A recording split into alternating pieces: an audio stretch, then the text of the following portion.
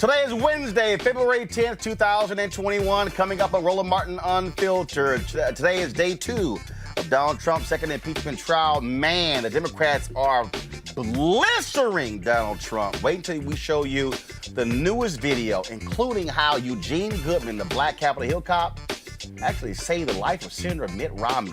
Also, we talked with Simone Sanders, of course, senior advisor and chief spokesperson for Vice President Kamala Harris, about, of course, the American Rescue Plan and COVID-19. In Chicago, Mayor Lori Lightfoot, the Chicago Teachers Union, have agreed to a deal to open schools for in-person classes beginning tomorrow.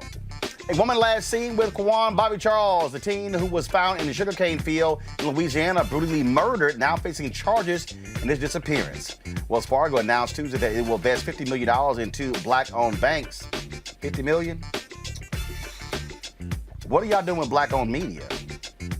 4 Louisiana State Troopers are facing charges after investigation found they participated in practices of using excessive force. And in Utah, parents of students attending a predominantly white academy have dropped their request for their children to opt out of Black History Month curriculum after a massive blowback. And PepsiCo's officially removed Aunt Jemima from its pancake mix and syrup. We'll show you the new logo. Plus, we'll speak with one of the curators of Come See About Me, the Mary Wilson Supremes Coalition, which can be seen at the African American Museum in Philadelphia. Plus, we'll check in with a woman who created a black tech company in order to help young students excel in math and science. Folks, it is time to bring the funk on Roland Martin Unfiltered. Let's go. He's got it. Whatever the miss, he's on it. Whatever it is, he's got the scoop, the fact, the find. And when it breaks, he's right on time and it's rolling. Best believe he's knowing. Putting it down from sports to news to politics. With entertainment just for kicks, he's rolling. It's on go, y'all. It's Roland Martin, yeah. Rolling with Roland now. He's funky, he's fresh, he's real, the best, you know he's Roland Martin now.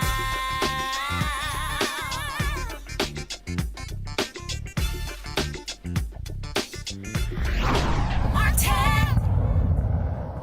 All right, folks. House impeachment managers argued today that former President Donald Trump began grooming his MAGA supporters months before the horrific events that took place at the U.S. Capitol on January 6th. During their presentation, the managers used tweets and recall of speeches where Trump assured his cavalry that the election was stolen and the results were fraudulent.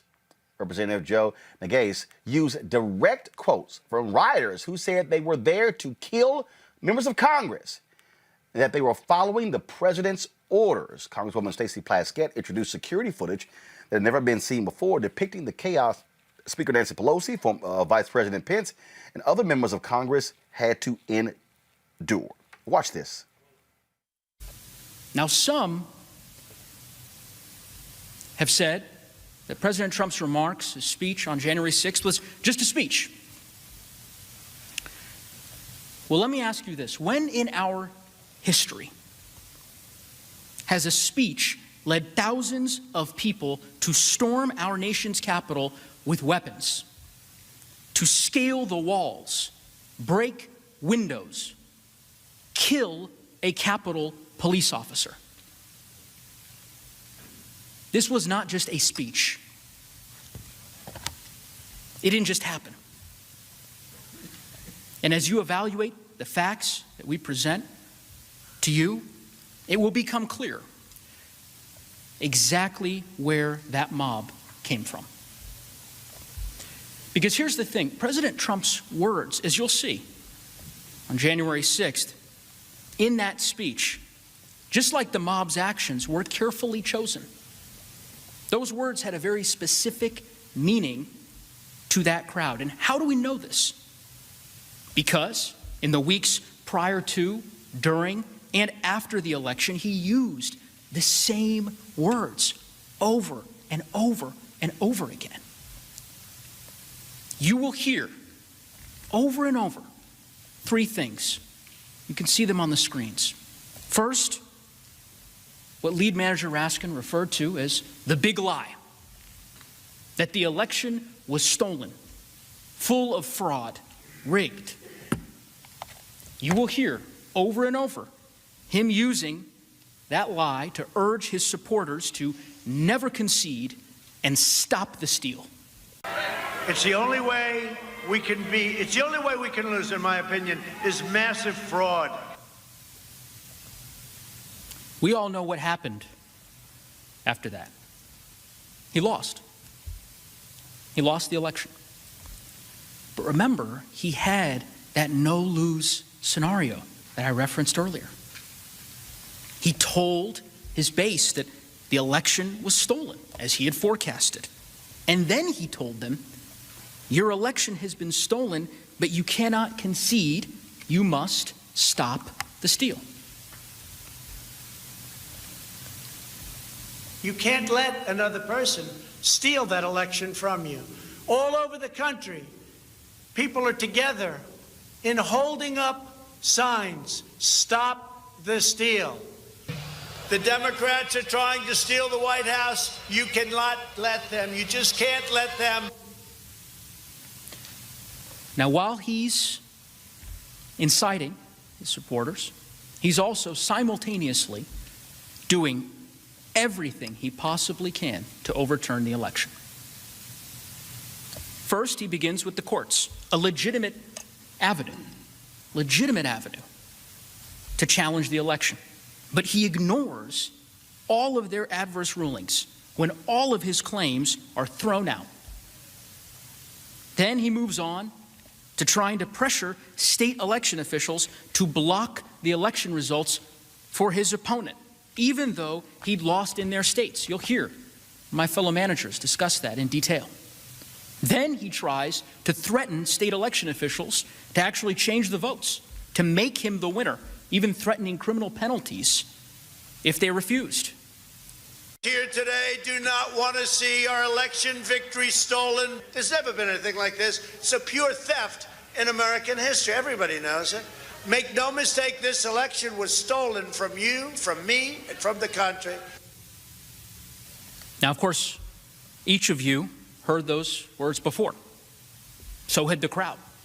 The president had spent months telling his supporters that the election had been stolen, and he used this speech to incite them further, to inflame them, to stop the steal, to stop the certification of the election results.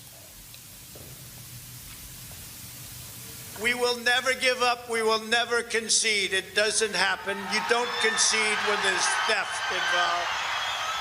And to use a favorite term that all of you people really came up with, we will stop the steal. We must stop the steal. Finally, the president used this speech as a call to arms. It was not rhetorical. Some of his supporters had been primed for this over many months. As you'll learn, days before this speech, as lead manager Raskin noted, there were vast reports across all major media outlets that thousands of people would be armed, that they'd be violent. You'll learn that Capitol Police and the FBI reported in the days leading up to the attack that thousands in the crowd would be targeting the Capitol specifically, that they had arrested people with guns the night before the attack on weapons charges. And this is what our commander-in-chief said to the crowd in the face of those warnings right before they came here. We will not let them silence your voices. We're not going to let it happen. Not going to let it happen.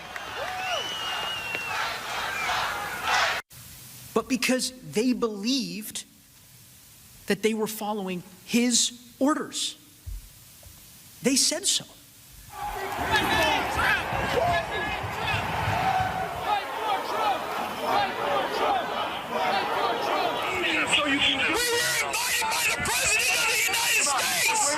I thought I was following my president.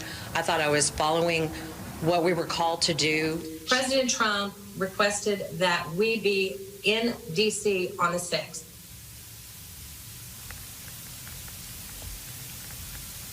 You heard it from them. They were doing what he wanted them to do. They wouldn't have listened to you, to me, to the Vice President of the United States, who they were attacking. They didn't stop in the face of law enforcement, police officers fighting for their lives to stop them. They were following the president. He alone, our commander-in-chief, had the power to stop him. And he didn't. 5 people lost their lives on that terrible, tragic day. A woman was shot dead 50 feet from where we later certified the election results.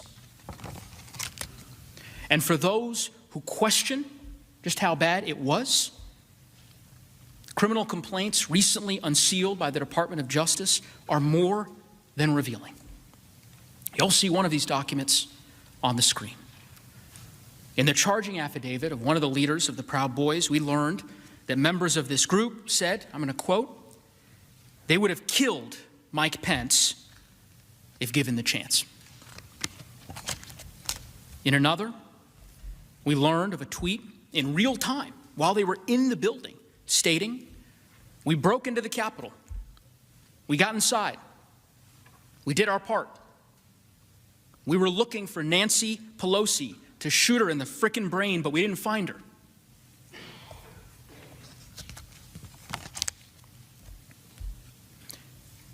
And for anyone who suggests otherwise, these defendants themselves have told you exactly why they were here. You'll see this in the trial. That in the halls of the Capitol, on social media, in news interviews, and in charging documents, they confirm they were following the president's orders. Folks, the brutal breakdown of what took place was shown by Congresswoman Stacey Plaskett as she unveiled never-before-seen footage of what took place inside the Capitol, including security footage from the government. Watch this. The video is from the west front of the Capitol on the Senate side, the side facing the White House. Watch the red dot, which moves up the lower steps of the Capitol, indicating the approximate location of the rioters as they surge past the police.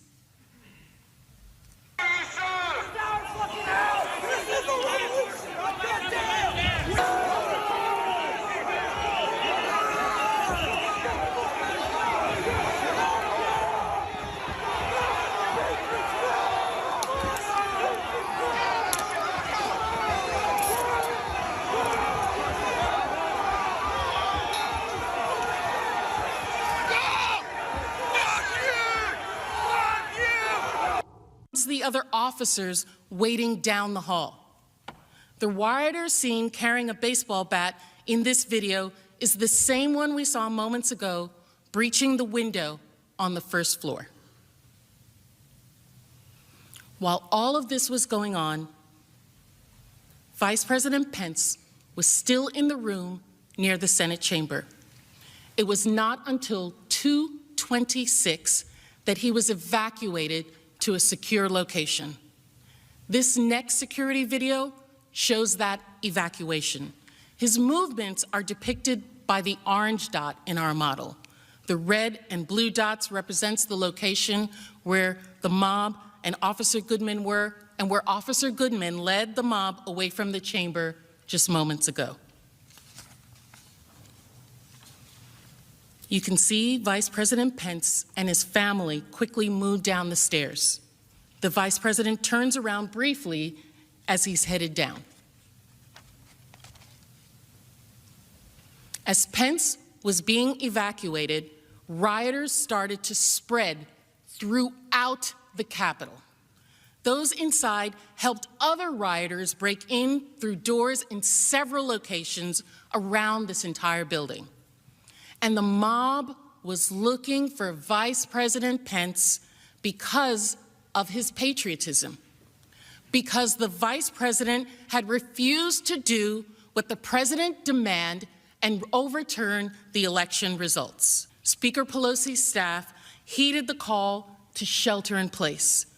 On our model, you can see the rioters in the rotunda in red and the Speaker's office again in orange. So this is a security video, so there is no sound.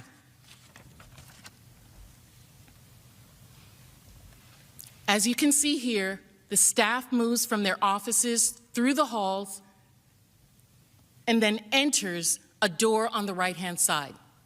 That's the outer door of a conference room, which also has an inner door that they barricaded with furniture. The staff then hid under a conference room table in that inner room.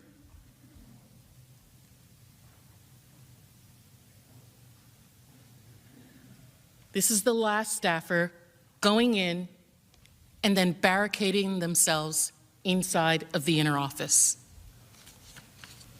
After just 7 minutes of them barricading themselves and the last staffer entering the door on the right, a group of rioters enter the hallway outside.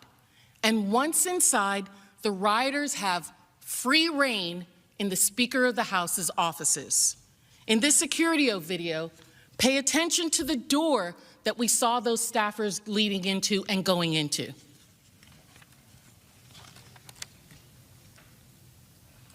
One of the rioters you can see is throwing his body against the door 3 times until he breaks open that outer door. Luckily, when faced with the inner door, he moves on. Trump's mob ransacked the Speaker of the House's office. They terrorized her staff. Again, that is a mob that was sent by the President of the United States to stop the certification of an election.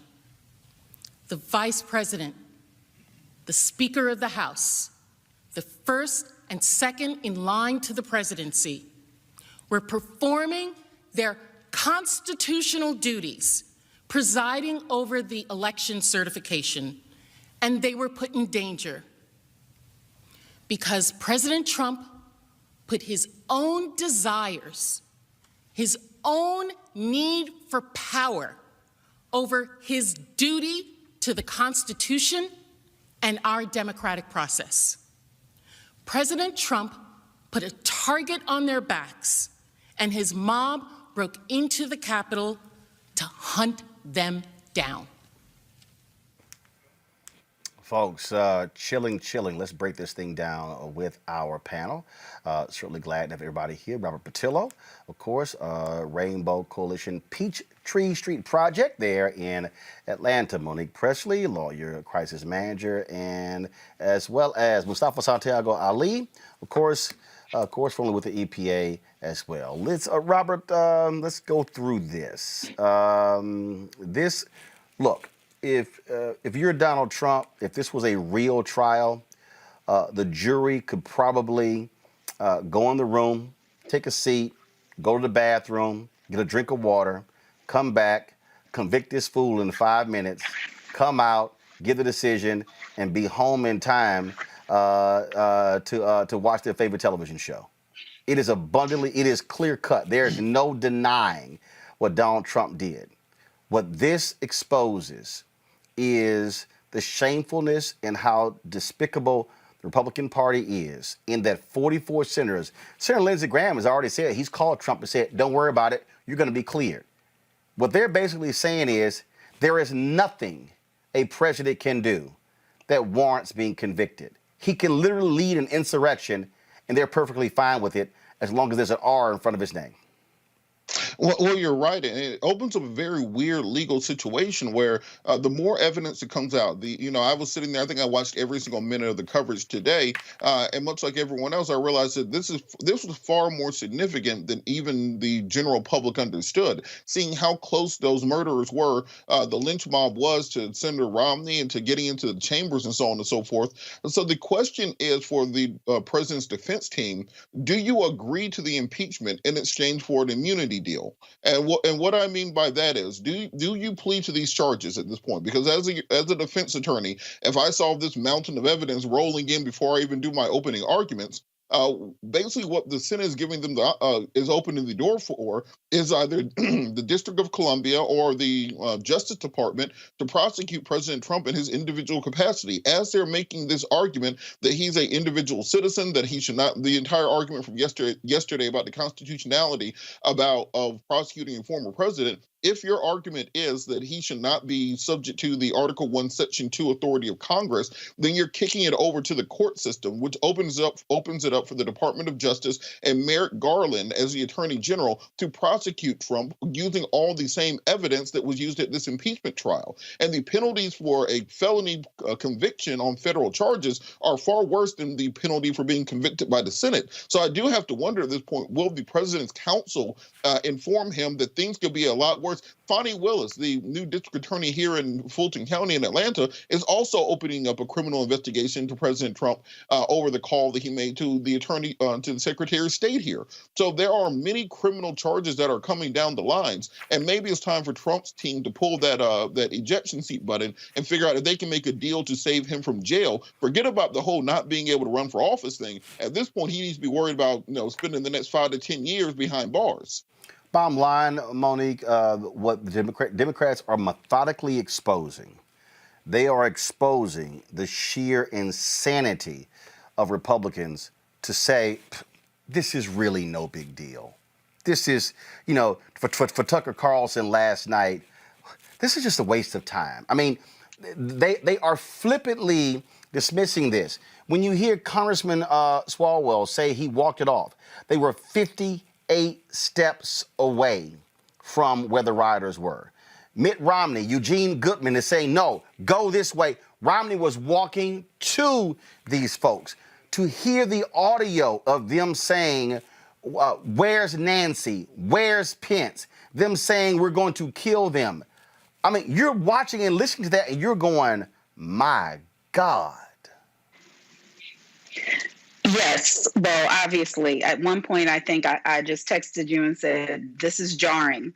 And that's all that I could say about it. And I've been around a while and I've seen lots of things. Well, let me get some things out first. Good job. Brava, Speaker Pelosi, on once again assembling a dynamic, stellar, brilliant, prepared, experienced, learned team of lawyers, because these are some trial lawyers we're looking at who know what it means to try a case and try it to win. And you can tell they went deep into their reserves in order to spend the money, do the work, burn the midnight oil to take advantage of all of the forms of evidence that would make the most sense for a trial of this sort. So, for instance, you can have all different kinds of evidence at a trial: real evidence, demonstrative evidence. You can use technical skills for the evidence. Well, this is largely video, but video that in a regular trial would be considered demonstrative really here is real, meaning you feel it, you hear it, you can almost touch it. It's better than if they had the taser in the room that they circle and show the guy with his feet kicked up on Speaker Pelosi's desk. It's better than if we could see the metal bat actually in the Capitol as they're presenting the trial, because they're using graphics, they're using specially created digital examples in order to track what the insurgents were doing.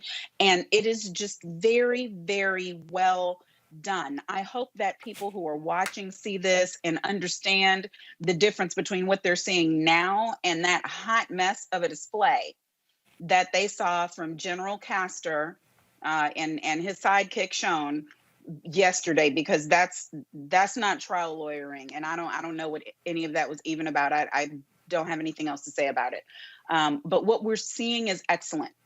What they have to do now, though, is make sure that in all the excellence of it, we just don't know the horrors of what happened that day. Nobody can argue that. And especially after we've seen all of this evidence, forget about it, to stand and say it wasn't a big deal.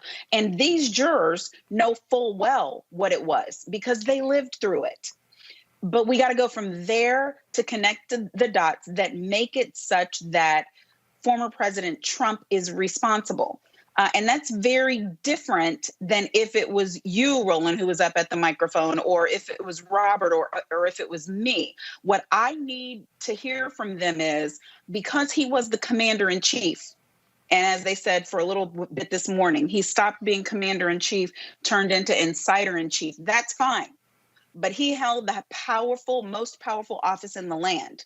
And they need that in order to prove up that people with their own will, with their own decision making, with their own ability to decide to commit crimes or to work in concert to commit them, were only doing it because they were told to, and that the person who told them to do it is ultimately responsible. And that's a legal hurdle. And that's a very different legal hurdle than if it was just, a normal citizen. So I hear what Robert is saying. I don't necessarily agree. I don't know why, as a prosecutor in D.C., I would give up my opportunity to try him. I don't know why I would do that negotiating, because if I bring forward my case and end up getting a settlement, he can't run for president anyway, because now he's a convicted felon. So no, I'm going to keep all my bites at this apple. No. He's going to stand trial, and he's going to stand trial, and then he's going to stand trial. He's just going to keep standing trial. Georgia, New York, D.C., you name it. And I think that's critically important, Mustafa, because he needs to pay.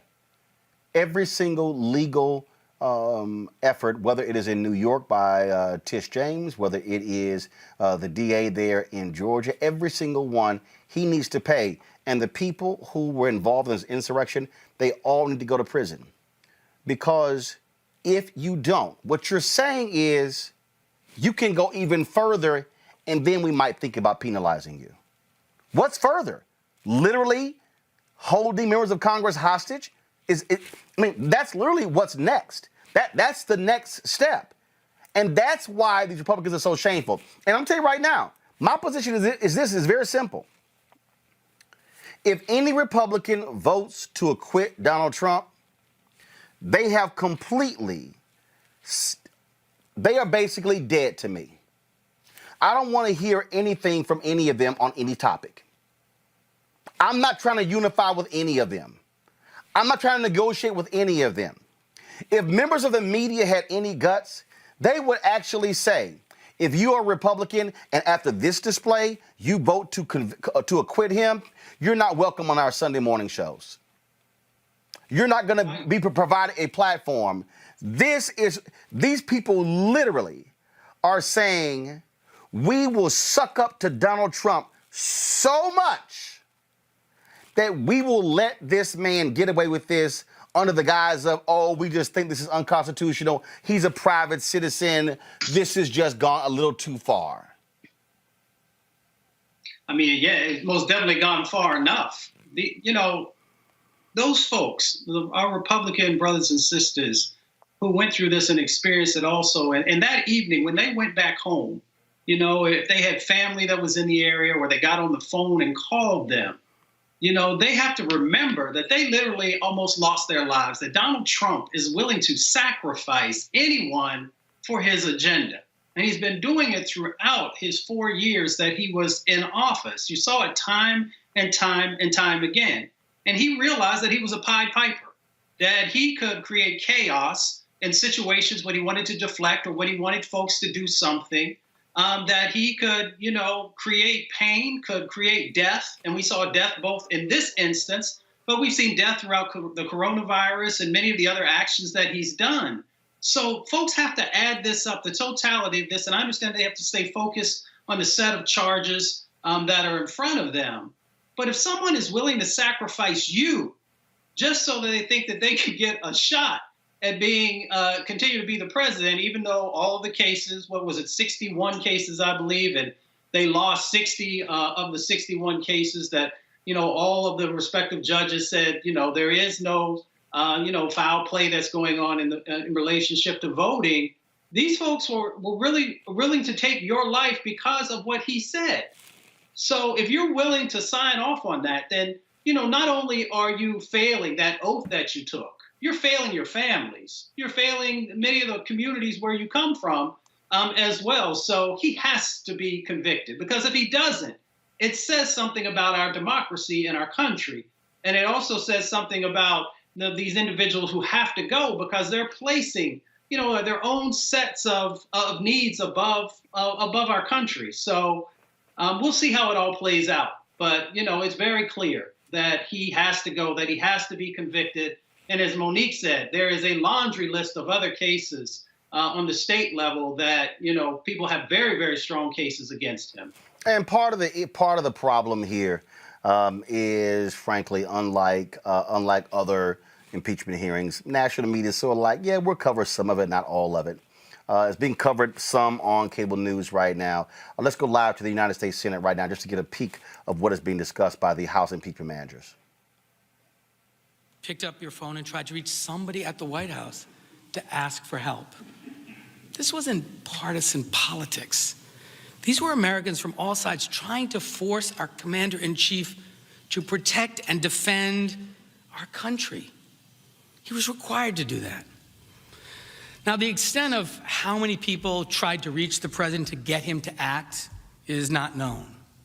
But what is clear, what we know without any doubt, is that from the very beginning, the people around Donald Trump lobbied him to take command.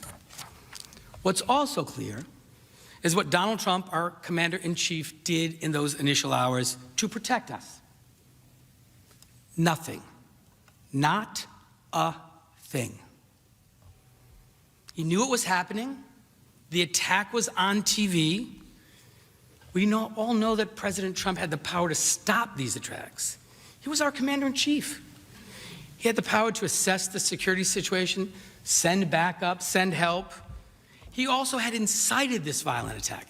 They were listening to him. He could have commanded them to leave. But he didn't. The first critical hour and a half of this bloody attack, Donald Trump tweeted his rally speech and did nothing else. And we know why. We know his state of mind that prompted his utter, complete refusal to defend us. It was reported by those around him. The president, as reported by sources, at the time was delighted. As he watched the violence unfold on television, President Trump was reportedly, and I quote, borderline enthusiastic because it meant the certification was being derailed, end quote. Senator Ben Sasse relayed a conversation with senior White House officials that President Trump was, quote, walking around the White House, confused about why other people on his team weren't as excited as he was, end quote. Trump's reaction to this attack reportedly genuinely freaked people out. I understand why. We just suffered a very serious attack on our country. And we saw it, and the people around him knew it. But when Donald Trump saw it, he was delighted. Now, what President Trump did next confirms why he was so delighted, why he wanted this. Because it shows that his singular focus that day, the day we were attacked, was not protecting us, was not protecting you, was not protecting the Capitol. It was stopping the certification of the election results. The evidence is clear.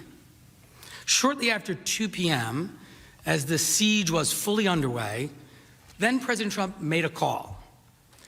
This is the first call that we are aware he made to anyone inside the Capitol during the attack. Didn't call the vice president to ask how he could help defend the Capitol. Didn't call the next two in line to the succession of the presidency to check on their safety or well-being. Instead, he attempted to call Senator Tuberville. He dialed Senator Lee by accident. As Senator Lee describes it, he had just ended a prayer with his colleagues here in the Senate chamber, and the phone rang. It was Donald Trump. And how Senator Lee explains it is that the phone call goes something like this. Hey, Tommy, Trump asks, and Senator Lee says, this isn't Tommy, and he hands the phone to Senator Tuberville. Senator Lee then confirmed that he stood by as Senator Tuberville and President Trump spoke on the phone. And on that call, Donald Trump reportedly asked Senator Tuberville to make additional objections to the certification process. That's why he called. Now, let's be clear, at roughly 2 p.m., when Donald Trump was walking around the White House, watching the TV delighted, and spent 5 to 10 minutes talking to Senator Tuberville, urging him to delay the election results, this is what was happening in the Capitol.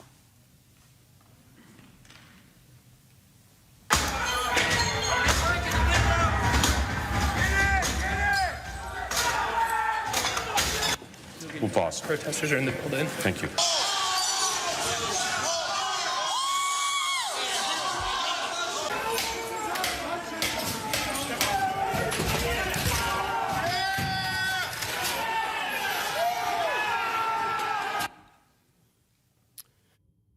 You saw Senator Langford stop speaking and leave the floor quickly in that clip because the insurgents had broken through the barricades and had entered the building.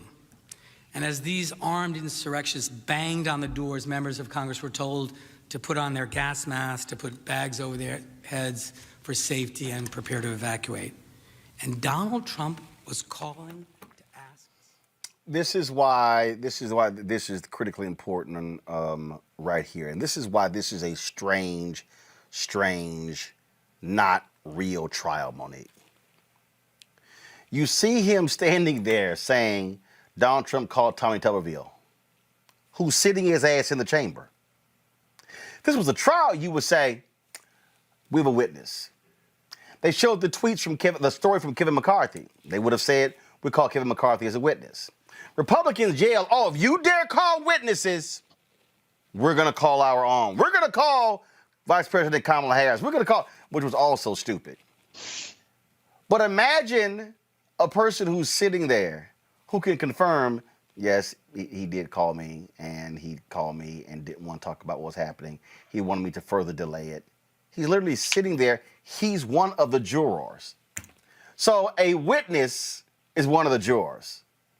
Well, no. Every juror is a witness. Right. All the lawyers are witnesses. Right, but I'm saying, but specifically, the argument he's laying out, Trump calls Tuberville, and Tuberville is sitting right there. Of course, but the thing is, they're not punked into not calling him. They know it's a waste of time because you put any of them on the stand, you get more information. And that's the assessment that a trial lawyer makes all the time. You may have a witness list that has 72 people on it. You may call 6 because you want witnesses where you know you're going to get the stuff you do want, especially if you're calling them. I can't do nothing about what those other folks call. I got a cross-examination waiting for him. I'll do the best I can. I'll object during direct. But when it's my witness, I'm responsible if I call a witness and they get up there and act a plumb fool. And you are guaranteed that as a House manager, if you call a GOP senator as a witness, you're going to get mouthfuls of things you don't want for every one little bite of what you do. So this is much more effective. And if it was a lie, they would object. They would file motions. No motions were filed after yesterday. None will be filed after tonight. That's the way that process works. So yes, normally lawyers wouldn't be almost having a fight breaking down because they're fact witnesses in their own cases, the way these House managers are. These are very special circumstances, but also, there are no rules of evidence. This isn't a legal court of law. That's why it's important that they can make their decisions based on what they hear, whether it follows the federal rules of evidence or not. It's not required. Whether it's a criminal violation or not, it's not required. They can vote. They can vote their conscience. And that's the other thing that I want to say. All these constitutional arguments that the Republican senators are putting up, I just don't believe we should be here. I don't believe that this is constitutional to have an impeachment trial when a president is no longer in office. Boo. That ship sailed yesterday with a vote.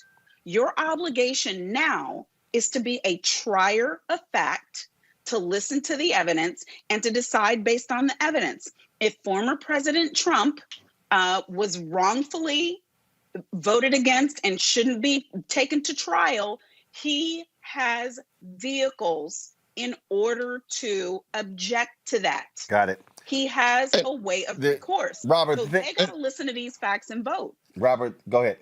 Well, and particularly to Monique's point, let's realize that some of these congresspeople and senators are victims in the case. Some of them are victims and witnesses. Some of them are accomplices who are there also, people like Ted Cruz and Joe Hawley.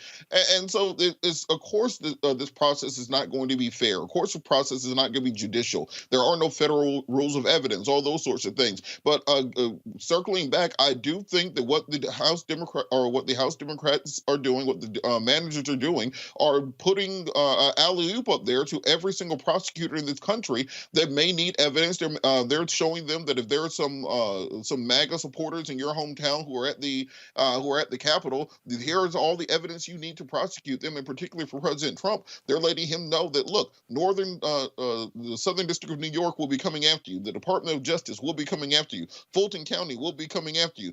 More than likely, there will be additional jurisdictions when we find out what other states Donald Trump made those sorts of phone calls will be coming after you. I think at this point it's a fait accompli that regardless of what the GOP vote is on this, all we're doing is putting on record how many United States senators would put the president above themselves, above the Constitution, above this country, above the rule of law. And so it's going to be very difficult for those people. If we aren't seeing 44 or 45 primary challengers and then general election challengers coming up in the next couple of years in these Senate elections, I'll be very surprised because these senators are now on record and they'll either be challenged from the far right, from the Trump wing of the party, or they'll get a Democratic challenger who will be so appalled by the way that they've conducted themselves that they'll have every reason to run against them. But Robert, what are their constituents saying? Easy. They're saying, yay, Trump, yay. Well, no, but I guess that's my point. I believe that senators in a situation like this, they've been elected, and so now they vote their conscience, right? But senators are saying that they have an obligation to vote along the lines of their constituency. So I don't know about all of these different challengers in those jurisdictions where the citizens they are really like. Look, at the end of the day, Mustafa, this party is the Trump party. The Trump party is the Republican Party. And here's the deal. If they show us they have no conscience, they have no integrity, they have no decency, well, then they have exposed who they are. And that's why I say they're dead to me. I don't want to hear anything from them. There's nothing they can say to me. There's absolutely nothing that they can say to me. I don't want to hear them talk about unity or can we all come together. The answer is no. They took the same oath that I took. So they make a decision if they're going to live up to that oath, if they're actually going to honor the Constitution, if they're going to honor democracy. And if they don't, then like you said, they're of no value. Simple as that. Got to go to a break, folks. When we come back, we will talk with Mark Anthony Neal about the death of course, the Supreme Mary Wilson and what he did with her when it came to collection that's there in Philadelphia. So we will talk to him next right here on Roland Martin Unfiltered. You do know that there is not a piece of your life that government in some way does not involve. I mean, I crack up with these conservatives who talk about down to your name. Everything. Down to your name. Everything. I mean, just if you actually sat down and said, okay, what part of my life? Let me try to find something in my life that government in does not have a part of. I can't think of a single thing. You can say, fine, they don't impact my marriage. Yes, they do. Because you got to get that marriage license. Yep. From the birth to the tomb. And if you're going to be here in the United States of America, whether you like it or not, you got to know about it. You got to know its history. Because when somebody knows about you more than you know yourself, that's slavery. That's volunteer slavery. Yeah. So it's almost like double the education we got to pick up of what this place is all about, how it works, how it runs. I'm a firm believer, being in 112 countries, that you got to think global and act local, but you better ACT act local. This is the case of America versus Donald J. Trump. Article 1, incitement of insurrection. Donald John Trump engaged in high crimes and misdemeanors by inciting violence against the government of the United States. If you don't fight like hell, you're not going to have a country anymore. There's 1 million of us out there, and we are listening to Trump. Non-stop lies regarding election fraud the courts proved was non-existent. All I want to do is this. I just want to find 11,780 votes. The evidence is all there for the world to see. This is not a vote of conscience. It's a vote for truth. Where do you stand, senators? With Trump? With the truth? The Lincoln Project is responsible for the content of this advertising. What's up, y'all? I'm Will Packer. Hello, I'm Bishop T.D.J. What up, Lana Well, and you are watching Roland Martin Unfiltered.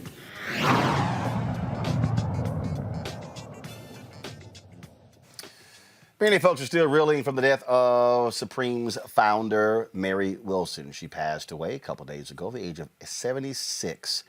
Today, I talked with Otis Williams, who is one of the last surviving Original Temptation.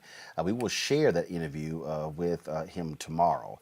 But I saw this post from Mark Anthony Neal. He posted this here on Twitter.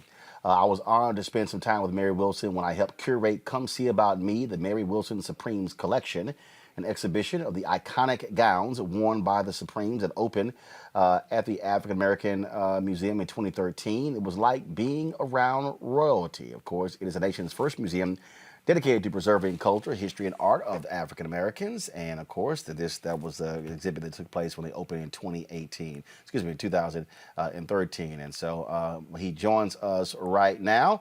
Mark, how you doing, man? Hey, what's up, Roland? Good to see you. Looks like, first of all, it's like I swear I saw you all weekend when I looked at the Netflix remastered documentary on the two deaths of Sam Cooke, which was a really great documentary. And so glad to have you here. You talked about it was like being around royalty. How so? Yeah, I was only around her a couple of times. We had lunch, and obviously when the show opened and as we were planning for it. But this is the thing. The Supremes represented royalty to Black America for such a long time, and many folks will think of Diana Ross as being the essence of the Supremes. But it's really Mary Wilson, right? Because she was there when they were first the Primettes back in Detroit and the Brewster Douglas houses, back in 1958. And she was with the group until the group ended in 1978, right? So she was always there. And, she really embodied the message that, folks could come up in the world. They could make a person into themselves. They could create an identity. And she did that for the longest time. And it was representative of this idea of Black glamour. And it was really Mary Wilson who understood the value of these Bob Mackie dresses that had been designed by the Supremes in the 1960s, many of them iconic. And she understood the value of them and began to think of a way to take them around the country so other folks could see those gowns. And I was fortunate that Patricia Wilson Aiden, asked me to come in and help curate the gowns back in 2013. And it was a marvelous show and marvelous exhibit and really a great opportunity to see the greatness of the Supremes.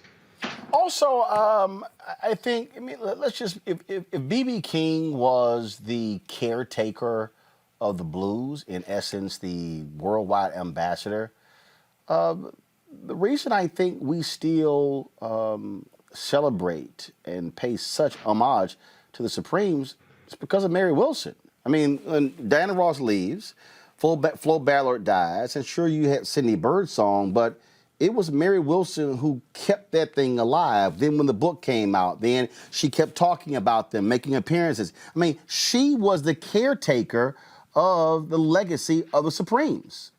Oh, there's no question about that. That she was a person that really carried the bloodstained banner for what the Supremes represented and why they were important to American society. I mean, first, you think about her own memoir, but as recently as 2 years ago, she did a book that basically cataloged these wonderful gowns that they traveled around with and did these concerts, met with the Queen Mother back in 1968 in London.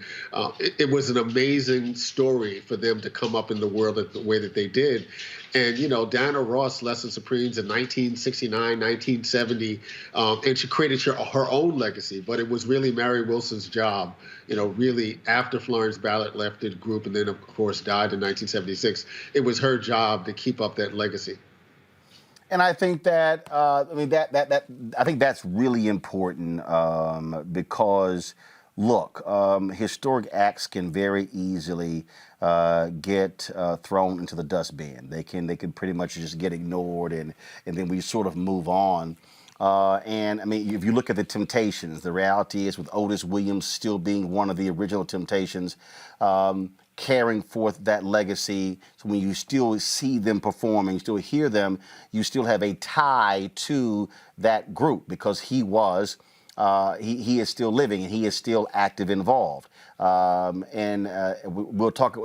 share it tomorrow where I talked to him about what it meant to be the glue that held them together. That's really what Mary Wilson also was.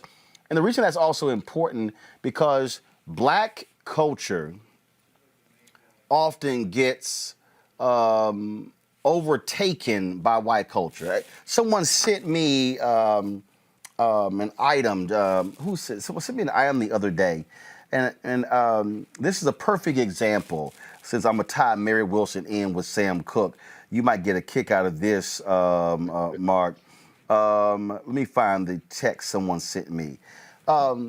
Variety posted a story that said, for Black people, Sam Cooke's "A Change Is Gonna Come" was the Imagine of its time and today. A Change Is Gonna Come came out in '64. Imagine came out in '71. Maybe Imagine is the "A Change Is Gonna Come." You see, you saw how that. It's the same thing with Questlove's new movie. That folks want to describe as the Black Woodstock. But, what they did in that park in Harlem in 1969 actually occurred 6 weeks before Woodstock. If anything, Woodstock was a version of the Harlem Cultural Festival. Well, that's why for me, it's like folks say, Josh Gibson's the Black Babe Ruth. No, he actually was before Babe. See, and that's what I just think that part of our responsibility, to me, as the caretakers of our history, and as Black journalists, as Black professors, as Black lawyers and doctors and Black environmentalists, whatever, is not allow Blackness to somehow be diminished and become second to whiteness. We said, no, we were the originators of that. Y'all then followed. We ain't about to follow y'all. I mean, that's the incredible part of the story, that Berry Gordy built this empire in Motown, basically, pulling from the talent of Black kids growing up in working class Detroit. Again, the Supremes at one time or the other, all three of those original Supremes lived in the Brewster Douglass houses. That was the first federally funded housing project in the United States. You go back to 1930s and you see Eleanor Roosevelt cutting the ribbons to it. It was synonymous for what housing projects look like. And the fact that they would come out of that, and you got the Temptations coming out of that same space, Marvin Gaye later, the fact that they became quintessentially not only Black culture, but what we think of as the best of American musical culture in the 1960s, right? There's no Beyonce and Destiny's Child without the Supremes. Supremes were the first female group to have 6 straight #1 records, to have a #1 album. They did so many things, and the fact that they've been able to maintain that legacy, going back to how great Mary Wilson has been with this, to be able to maintain that legacy for so long when, they weren't together to tour around the culture and talk about how great we were the Supremes. All of that is about the history of what they did, and it's still, untouched. 50 years later. As somebody just posted on my YouTube channel, Meryl Streep is the white Cicely Tyson. That was Abasaki. That was a good one right there. Cheryl Lee Ralph talked about Mary Wilson was always fun-loving, but also was a diva. Was she quite particular with you in y'all meetings, or what she wanted to see done? It was good because I always had the buffer of Miss Aiden Wilson, who was the CEO of the museum at the time. But I knew not to cross any lines, right? I'm sitting there with Mary Wilson, right? I know where my place is. Yes, Miss Wilson, what do you need? Yes, Miss Wilson, we'll try to make sure that gets done. When you have folks of that stature, you just try not to mess it up, right? You want to represent them in the best way that they can be represented. All right, Mark Anthony Neal, we certainly appreciate you sharing your thoughts about the passing of the legend, Mary Wilson. Thank you. Appreciate it. Again, folks, tomorrow, we want y'all to tune in to Roland Martin Unfiltered. I will have my interview with Otis Wilson, the last surviving original Temptation. It's an audio interview that we did, and so, but you don't want to miss it. He shares some great things about growing up down the street from his longtime friend, Mary Wilson, talks about the Motown days. And remember in the movie The Temptations, when the David Ruffin character said, Otis, ain't nobody buying tickets to see you? Did that actually happen in real life? Otis will give us the scoop. That's tomorrow right here on Roland Martin Unfiltered. Going to a break, and we come back. We'll tell you about this strange case out of Louisiana. A young black boy found dead. For the longest, the cops had not arrested this white woman and her son, who they suspected had some involvement.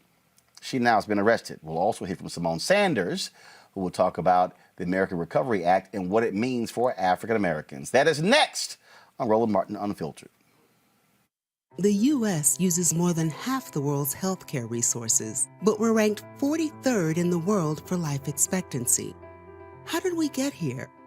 The political determinants of health include how we structure relationships, how we distribute resources, and how we administer power. What does this look like at the individual level? Take Jessica, for example. Jessica's 19. Her dad relies on mental health and substance use programs, but when these programs get cut, he becomes too difficult to live with. She leaves home. The neighborhood Jessica can afford has no grocery stores, limited public transit, and limited health care. To save money, policymakers changed the water source to a more polluted river. Jessica has a minimum wage job with no health insurance at a convenience store that offers free snacks while she works, which she takes advantage of because they're free. When Jessica becomes pregnant, she can't get health insurance because pregnancy is a pre-existing condition.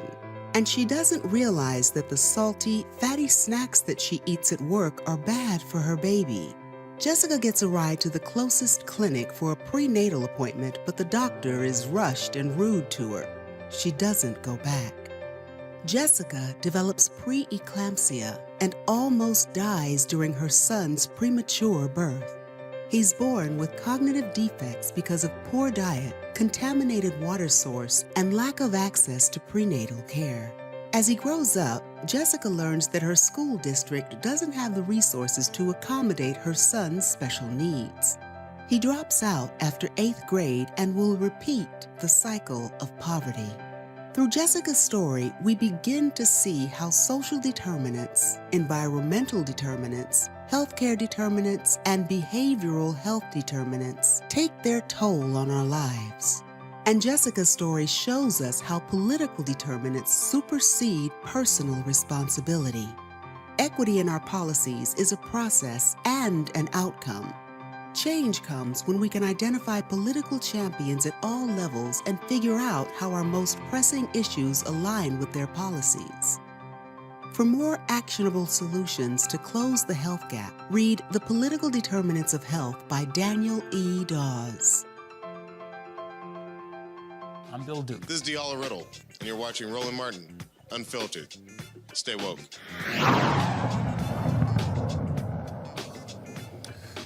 37-year-old Janet Irvin is now facing charges in the Quawan Bobby Charles case. The 15-year-old boy was found dead in a sugarcane field last November after investigators say Charles was last seen with Irvin and her 17-year-old son.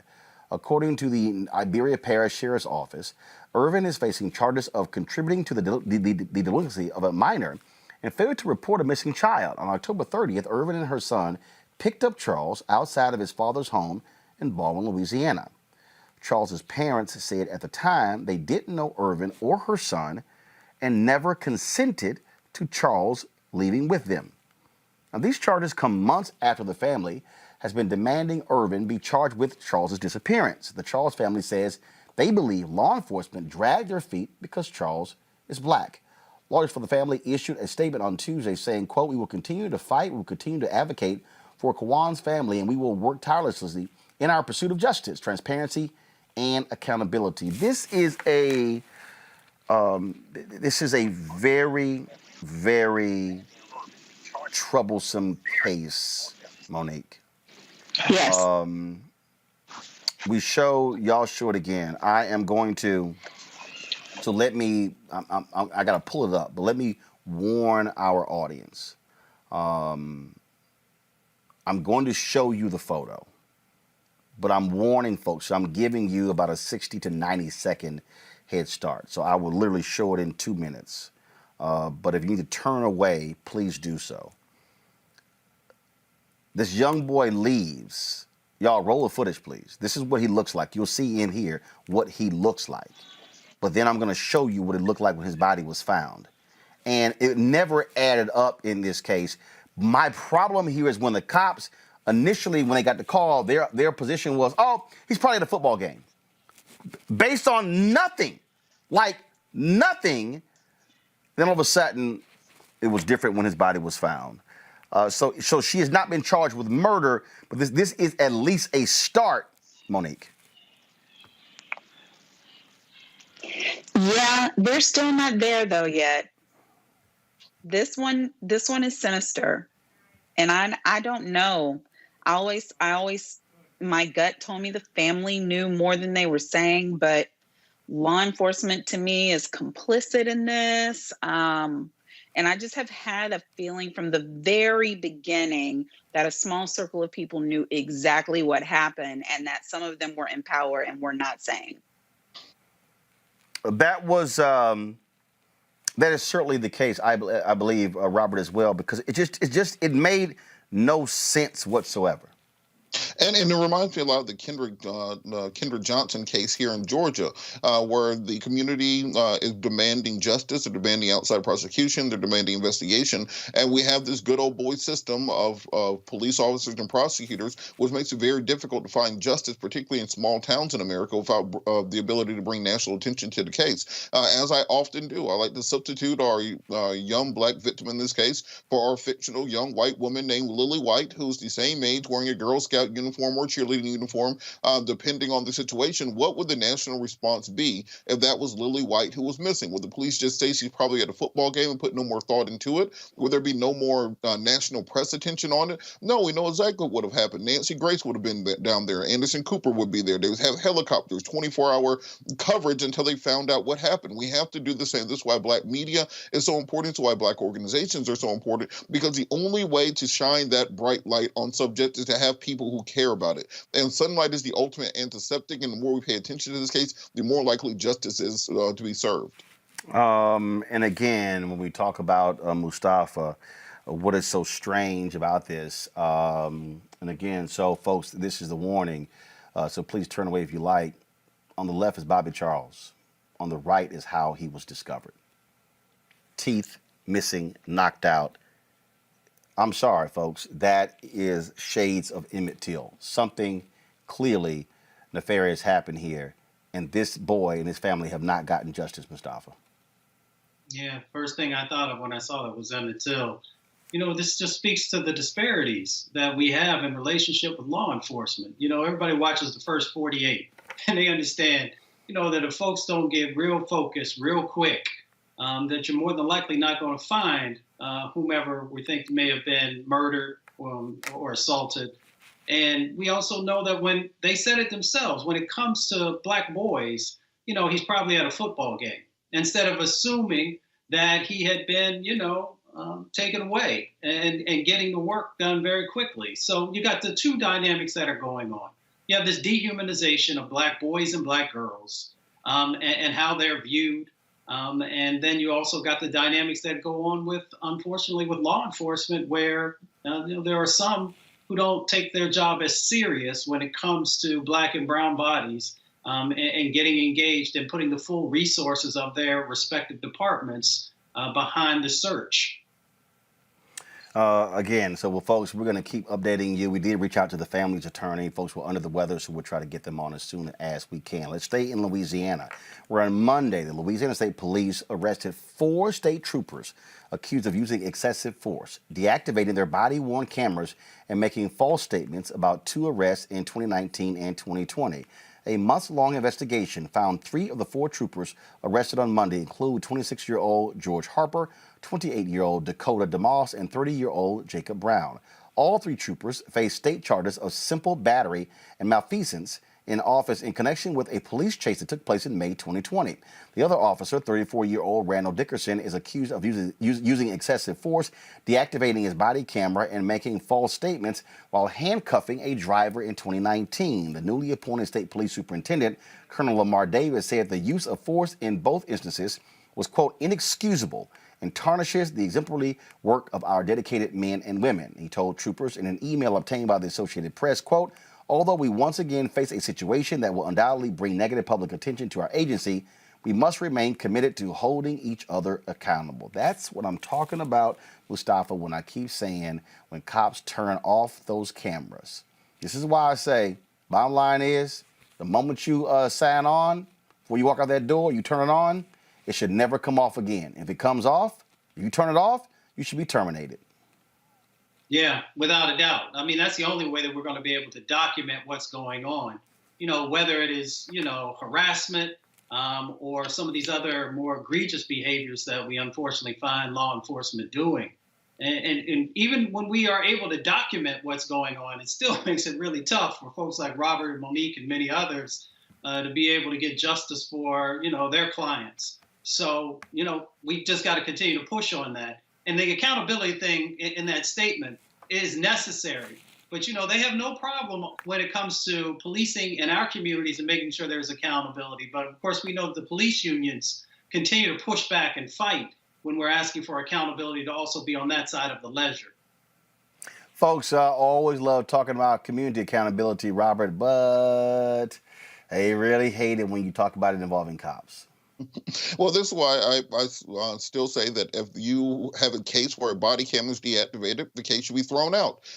Take away the incentive to have rent-seeking behavior. Take away the incentive that officers will have to turn off those body cams, because just like with anything else, let's put it this way: if you had a camera in your house and then you notice every time you go out of town, your spouse turns the camera off, after about the 3rd or 4th time, you're gonna be wondering why they turned the camera off. Same thing with these officers. Why are you turning the camera off if you are confident in the policing that you have done? And quite frankly, as we've said, the technology exists today to have tamper-proof body cameras, which record directly to a cloud that are tamper-proof, where you cannot turn them on and off, that can stream 24 hours a day, that are saved on an external server. So there's no real reason for this not to be taking place already. And we have to push for federal funding and federal guidelines, which say that if you do not institute these policies with your state and local police forces, then you lose access to federal funding for weapons and trainings and other things that the federal government funds for local police departments. This is where all that military equipment keeps coming from. So it can be addressed on the federal level, but we do need to push for changes on the state and local level, where we have the most influence for our public officials. Well, I'm certainly glad to see that the actual state troopers arrested their own, and then you have a superintendent there, Monique, who is demanding accountability. Absolutely. That to me is the headline for this story, that we've got a department that knows this is going to bring a negative press. We're in it.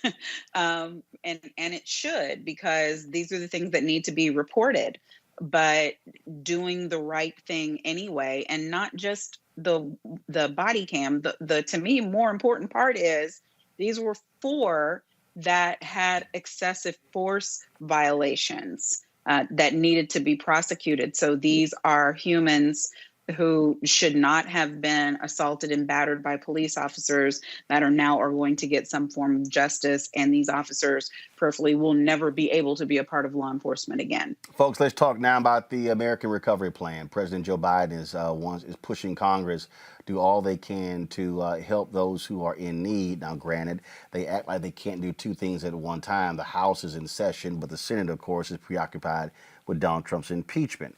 Had a conversation with Simone Sanders, who works with Vice President Kamala Harris's office, about what this means for African Americans. All right, Simone, this bill is critical. We lost 41% of our black-owned businesses. African Americans are greatly impacted by COVID. When you talk about the deaths as well, what will this American Rescue Plan do specifically for African Americans? Well, thank you so much for having me today, Roland. Just last week, the Vice President sat down with the Secretary of the Treasury and members of the Black Chamber from across the country to discuss this very issue. The reality is this. Folks need relief right now. Black businesses all across this country cannot afford to wait. So this American Rescue Plan is really a relief package, a survival plan, if you will, for businesses across this country. From November to December, 82,000 Black women were moved out of the workforce. 82,000 Black women. As you know, before the pandemic, they were the fastest growing entrepreneurs. And so this plan provides relief to those Black businesses by ensuring that the next go around, when those checks are going out, those PPP checks, Black businesses and those businesses who are really in need are pushed to the front of the line, as the last time they were at the back of the line. This bill ensures and will work on CDFIs, which I know for some folks sounds like some very complicated term, but it means a lot to Black businesses and small businesses across the board, and that's something that Secretary Yellen and the Vice President will be working together on. I could go on, Roland, but the reality is this, that we know that in businesses across the country, communities across the country have all been affected by COVID, but we know the effect has not been equal. We know Black businesses, the African-American community, communities of color have been disproportionately affected by this pandemic, by this virus, both the economic crisis and the public health crisis. And the American Rescue Plan is a plan that seeks to provide some relief for this crisis. Obviously, one of the issues that is significant is the $15 an hour living wage. And there's been lots of back and forth on that. Then, folks are also talking about means testing when it comes to the stimulus checks as well, the assistance there. And so folks keep saying, are Democrats going to do what is necessary to thwart Republican efforts to stymie this and get this done? Well, Roland, I can tell you this. The president has been extremely clear about where he stands on both the $15 minimum wage and getting relief to families via these relief payments, as we're calling them, those direct payments to families. When it comes to the minimum wage, the president believes there's something that we have to do and that we have to work with Congress to do, which is why the minimum wage, raising the minimum wage, was in the plan that we sent to the Hill, was in that original package for the American Rescue Plan. When it comes to these relief payments and these direct checks, the president and vice president believe that we have to finish the job on the $2,000. What Congress did in December is not enough. $600 was just a down payment, and $1,400 will finish that job. Now, the president and vice president also believe that this relief needs to go to the families and individuals that need it most, which means if you are making more than $300,000, upwards of $250,000, you are not someone that this relief will be targeted to. So the president is committed to getting this done. When we think about, again, what is happening across this country, for a lot of people, it is the illusion that things are better. Donald Trump often would focus on the stock market. Other folks would say, oh, no, that's an indication that things are going well. But there's so many people who are still hurting, who are still being impacted. Then you have folks out there like Larry Summers, and then you have former Senator Phil Gramm, who are saying, no, this bill is just too big. How does the White House respond to this notion that this bill is simply too big and it could hurt the economy? Roland, the reality is that 11 million people are out of work. 15 million folks are struggling to pay their rent. They're behind on their rental payments. 12 million children are struggling with food insecurity. Folks are standing in food lines right now. The question on the table isn't, can we do too much? The question on the table is, can we afford to do too little? And President Biden and Vice President Harris believe that we can't do too little. We have to ensure that the relief that is handed down to families and communities across this country is sufficient. And that is exactly what the American Rescue Plan does. You know, the president did not design this package with a number in mind. He designed it with the need of the American people in mind. So we believe that this package matches the scale of relief that is needed. But we also believe that we need recovery, which is why in a few weeks' time, the president will lay out a plan for recovery for the American people, for jobs. But first, we have to give some relief. And so that is what the American Rescue Plan does. And the president and vice president are currently working with Congress to get this passed and get that relief to the American people that greatly need it in this urgent time. Obviously, President Biden is going to be addressing Congress in a couple of weeks. And so when you talk about that longer plan, I mean, this really is what is immediate and short term. And that next phase is critically important. And one of the things that I have been really locked and loaded on and focused on my show has also been to ensure that African Americans are able to access the billions being spent annually by the federal government. The study was done a couple of years ago showing when it comes to media advertising in the federal government, $5 billion spent over 5 years. Black media gets $51 million. When we see what's happening in the Department of Defense when it comes to contracts as well. And so when you talk about that long-term plan as well, will that also include massive changes to the federal government to say, wait a minute, here's the federal government spending these billions of dollars. How do we ensure African Americans are getting 10, 15% of these contracts? Because that also speaks to when you're able to fund black businesses, they're hiring African Americans, they have children, they have other family members, and so it's also building up black businesses and building up black wealth through accessing the federal government. But right now, we've been cut off in a huge way. So, Roland, this is something, this question of equity, that's what I hear you saying, talking about equity as it relates to the federal government, but really the entire administration's approach. And this is something that is of keen importance to the president and the vice president. So important, in fact, that the president signed an executive order on day one on this very issue, instituting a whole of government approach to addressing racial equity. A crisis of racial injustice is one of the key four crises that the president and vice president, in advance of being sworn in, laid out throughout the course of the general election campaign and all throughout the transition.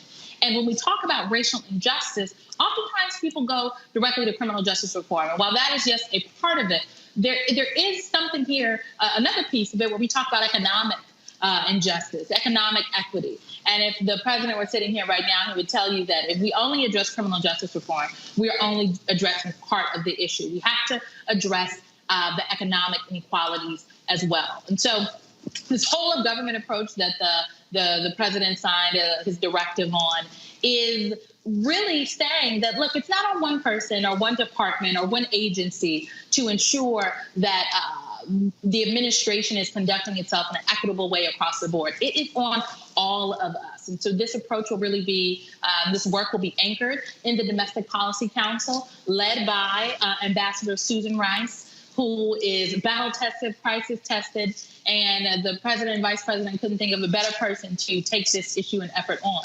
And so, yes, contracting and procurement, as you mentioned, will be part of that effort. And we will hopefully have some more on this very soon to share and read out. All right, then. Simone Sanders, we certainly appreciate it. Thanks a bunch. Look forward to having you back, and can't wait when we can also get a chance to sit down and chat with the vice president and the president about these critically important issues for African Americans. Absolutely. Noted, Roland. We will see you soon. Thanks a bunch. Yeah, y'all see, I'm going to go ahead and get that request in while we there. Let's go back to our panel here. Mustafa, I want to start with you. We talk about that whole issue of race equity. The thing, I always get a kick out of these people these wannabes out here who don't know nothing about the law. I got some fools out there doing little videos talking about, oh, look at this, Biden did this specifically for the Asians, not realizing that actually it dealt with the issue of anti-discrimination and the Department of Justice, and so you have leeway there. But when you start talking about contracts, the Supreme Court Bakke decision is there when it comes to how you can use race specifically in contracts. But, you know, excuse me, because I actually read a book or two or 1,000, and some folks don't. But I do think it's important for us when we're having the conversation, what we should be doing is saying, how far can we go when it comes to the issue of race and driving race equity? Because you have to figure out the precise language to use so it withstands court scrutiny and doesn't get shut down. Yeah. And if we don't do that, we're going to lose out on literally billions of dollars that could be going inside of our communities. First of all, let me just say that I appreciate what the Biden administration is currently doing with a number of the various policies and executive orders that they put out there. But I also want them, and I've shared with those who I work with that, equity and justice have some similarities, but there are also some differences there, and making sure that we are also addressing the past egregious actions that have happened that have actually disinvested and removed wealth from our communities.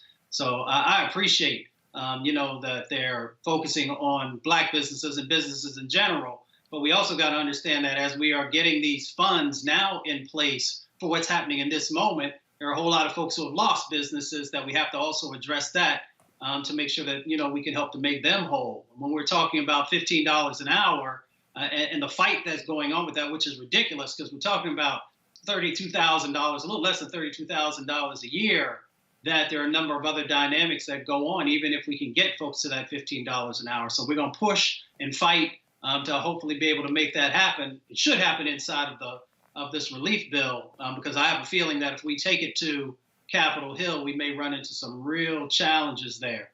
But you raised an important part, Roland, is that this huge amount of money, we've always had a difficult time in getting a fair share of the percentages. And some of the cases that were there before created, some of the challenges. But we now have $2 trillion that's a part of the climate economy, and 40% of that is supposed to go to communities of color. The question is, how do we help people to get prepared to be able to fully compete for those dollars and then also build the necessary criteria in so that, as many people have said, that they get a chance to move to the front of the line, especially since they're coming from communities that have been disinvested in.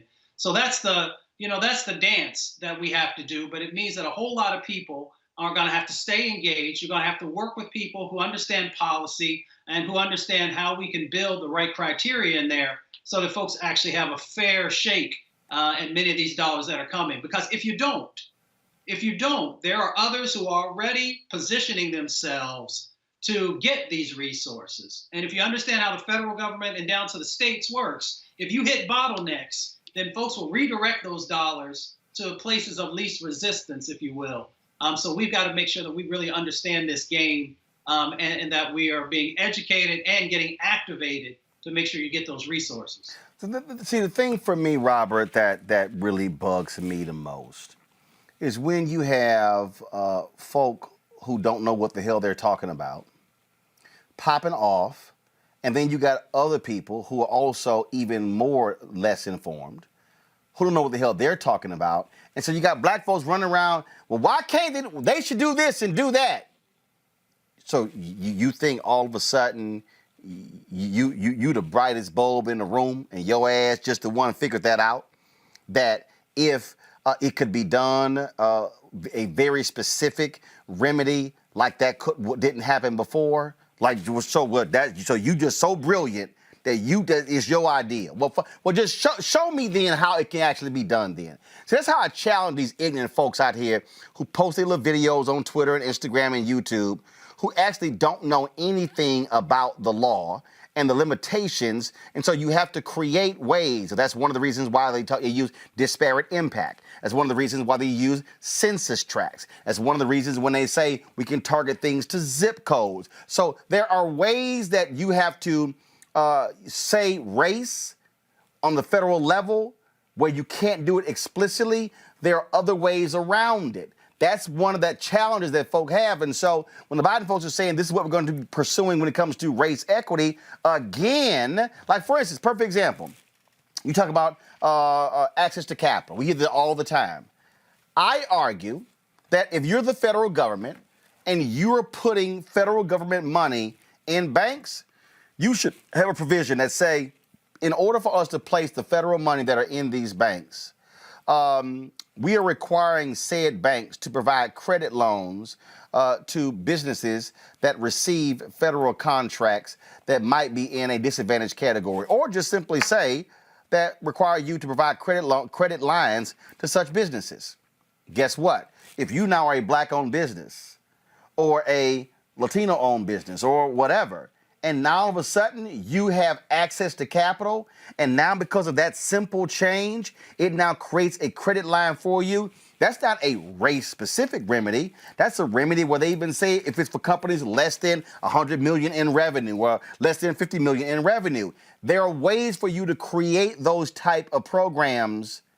That's called being smart within the law. Well, you're absolutely correct, and let's understand why it's so important to be able to draft legislation properly. Much of the legislation that came out of the 1960s and 70s that was meant to address, to ameliorate issues of racial disparities, because of the way the laws were drafted, ended up helping other communities besides African Americans. One of the biggest beneficiaries of Title IX, for example, was ended up being white women. One of the biggest beneficiaries of affirmative action programs who were meant to integrate many of the Ivy League schools, for example, ended up being Asian Americans who vastly outpaced African Americans in those schools. So when we talk about having these race-specific programs, we have to make sure that it's drafted properly so that it properly addresses the needs of the community. And also, as you said, that it doesn't get struck down by the court. If we look at the holding, And when the Supreme Court struck down Section 4 of the Voting Rights Act, one of the issues that they brought up was the fact that the act was still using criteria set out in 1965 to address voting laws and voting issues in 2014. So we have to have legislation which is drafted, which is nimble enough, and that addresses all the needs, not just to maintain constitutional scrutiny now, but to affect the community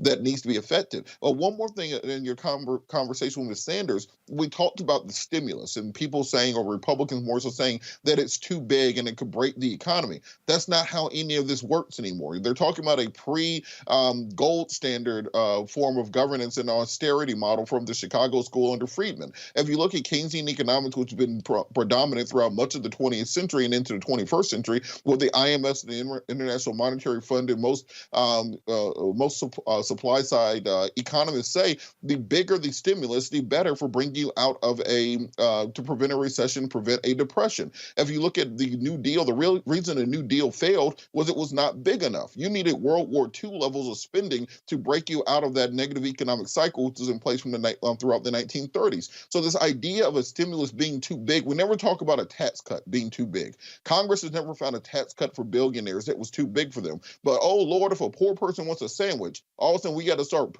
pinching pennies and going into our pockets to see if we can find the money. Let's get rid of this idea that stimulating the economy can be too big, because at the end of the day, all this money is imaginary anyway. So let's just give it to the people who need it. See, Monique, the thing for me is I do my best to try to ignore the grifters. The problem is when the grifters are purposely driving disinformation and misinformation to our people, and they think something can be done when it actually cannot. And what we have to understand is I don't spend my time going, do this. No, what I go is what can actually be done. What can be done, what can get passed, what can get implemented. See, everything that can be done don't require a press release. Everything that can be done don't require a big old party. Sometimes you can do stuff and you ain't got to sit here and blast it out. You just go ahead and get it done.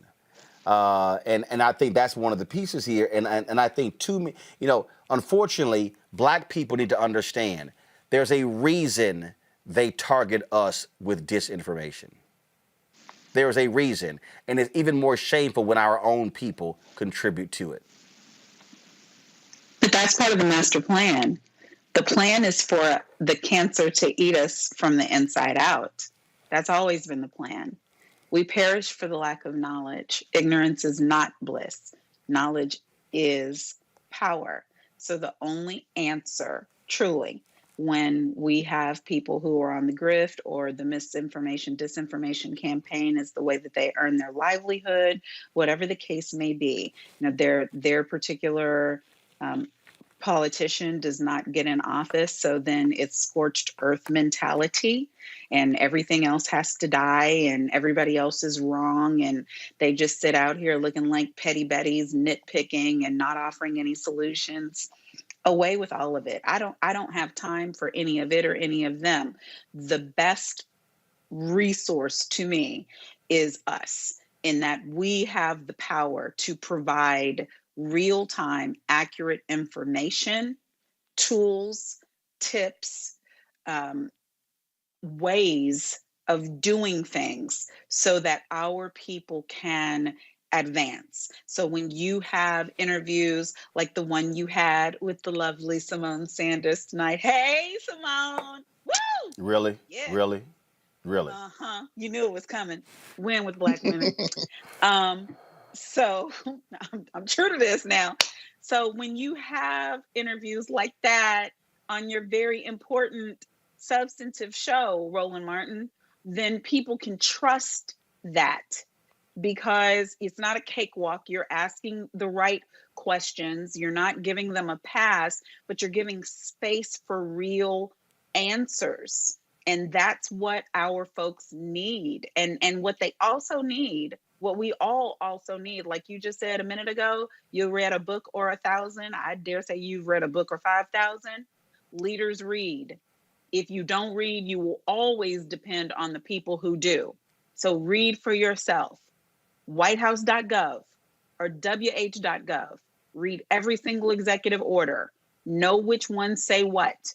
If you have questions, submit them. Submit them to people you can trust, like Roland, or submit them to the White House, or submit them to whomever until you get answers. But read first, and read as much as you can, and don't feel shame about what things you don't understand. We're all in this together, and it's going to take all of us to get it done. And again, here's the whole deal. If you are following somebody and their time is spent talking about what I talk about, as opposed to actually talking to policymakers, you should stop following fools like that.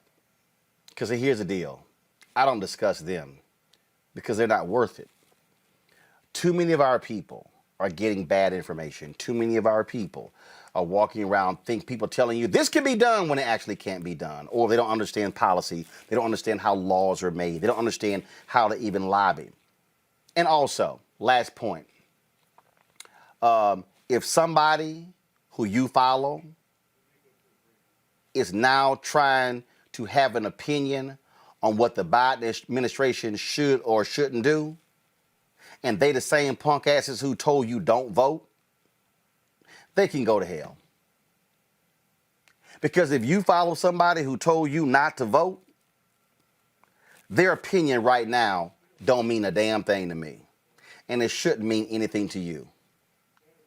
And you sorry asses know who you are. Folks, let's talk about Chicago. It's been nearly a year since schools were shut down due to COVID-19. Yeah, I said it, Monique, but some students are slated to return to school tomorrow for the first in-person classes after the city's teachers union voted in favor of reopening agreement with Chicago Public Schools. Months of mulling over safety concerns, both parties were able to agree that the first and second close vaccinations will be provided for all employees, and students will return in phases, beginning with pre-K and special education this week. Kindergarten, elementary, middle, and high school students are scheduled to come back to school in March. Watch this. We are here to announce the very good news that our children will be returning to in-person learning this week. These past 11 months have been a whirlwind for our entire city, pushing us to limits, not once, not twice, but countless times. We've lost jobs, and we've lost loved ones. We've grappled with losing the certainty and predictability of our lives and been left instead with instability, uncertainty, and we have all been on a nonstop emotional roller coaster that we have individually and collectively tried to navigate a set of circumstances that none of us experienced before. All right then, folks. You know what? I got to ask you real quick here, Monique. It's been a lot of back and forth. The same thing's happening in Prince George's County right now as well. They're trying to work it all out. From the three of you, is it time for kids to go back to the classroom? Ooh, I got an email from one of the schools for three children, three different schools. And during the virtual session today for one of my children, the lead teacher said, "Oh, Miss Presley, are you in the room, Miss Presley?" Which, how far away could I be? So I'm like, "Yeah, I'm here." And is your child going to be coming back on such and such a date? And I'm like, "Oh, I was just assuming it was going to get kicked again, because this is like our fourth start date for a hybrid type scenario for that school." I'll say, like I said the last time I was on your show, let's go with the science, because I don't believe that it is failing us. Schools that are putting the proper protocols in place are having very good results, not just for children who we know are less susceptible, but also for teachers. And it has been proven that where schools are doing it safely, the schools are safer than community at large. They're safer than church. They're safer than the malls. They're safer than, the McDonald's that's still open, or the patio cafe. But let's look at schools like DC, and that's not even the worst example. Schools that don't have the financing, the wherewithal to be able to do it properly, teachers are dying. Student numbers are up, and the teacher and staff numbers are up even higher. So I think this can't be a blanket.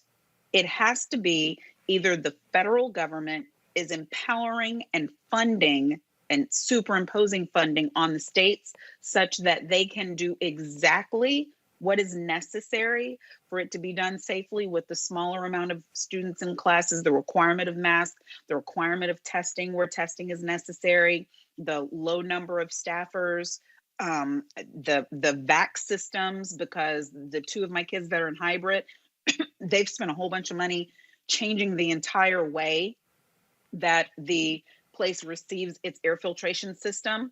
And my kids say all the time, "Oh no, I need both of those sweaters and a coat," because they keep us like a cold in there, because they've figured out how to stay alive and teach our kids. So if they're not going to do all of those things, then no, because staying alive is more important. Robert, time for back in the classroom?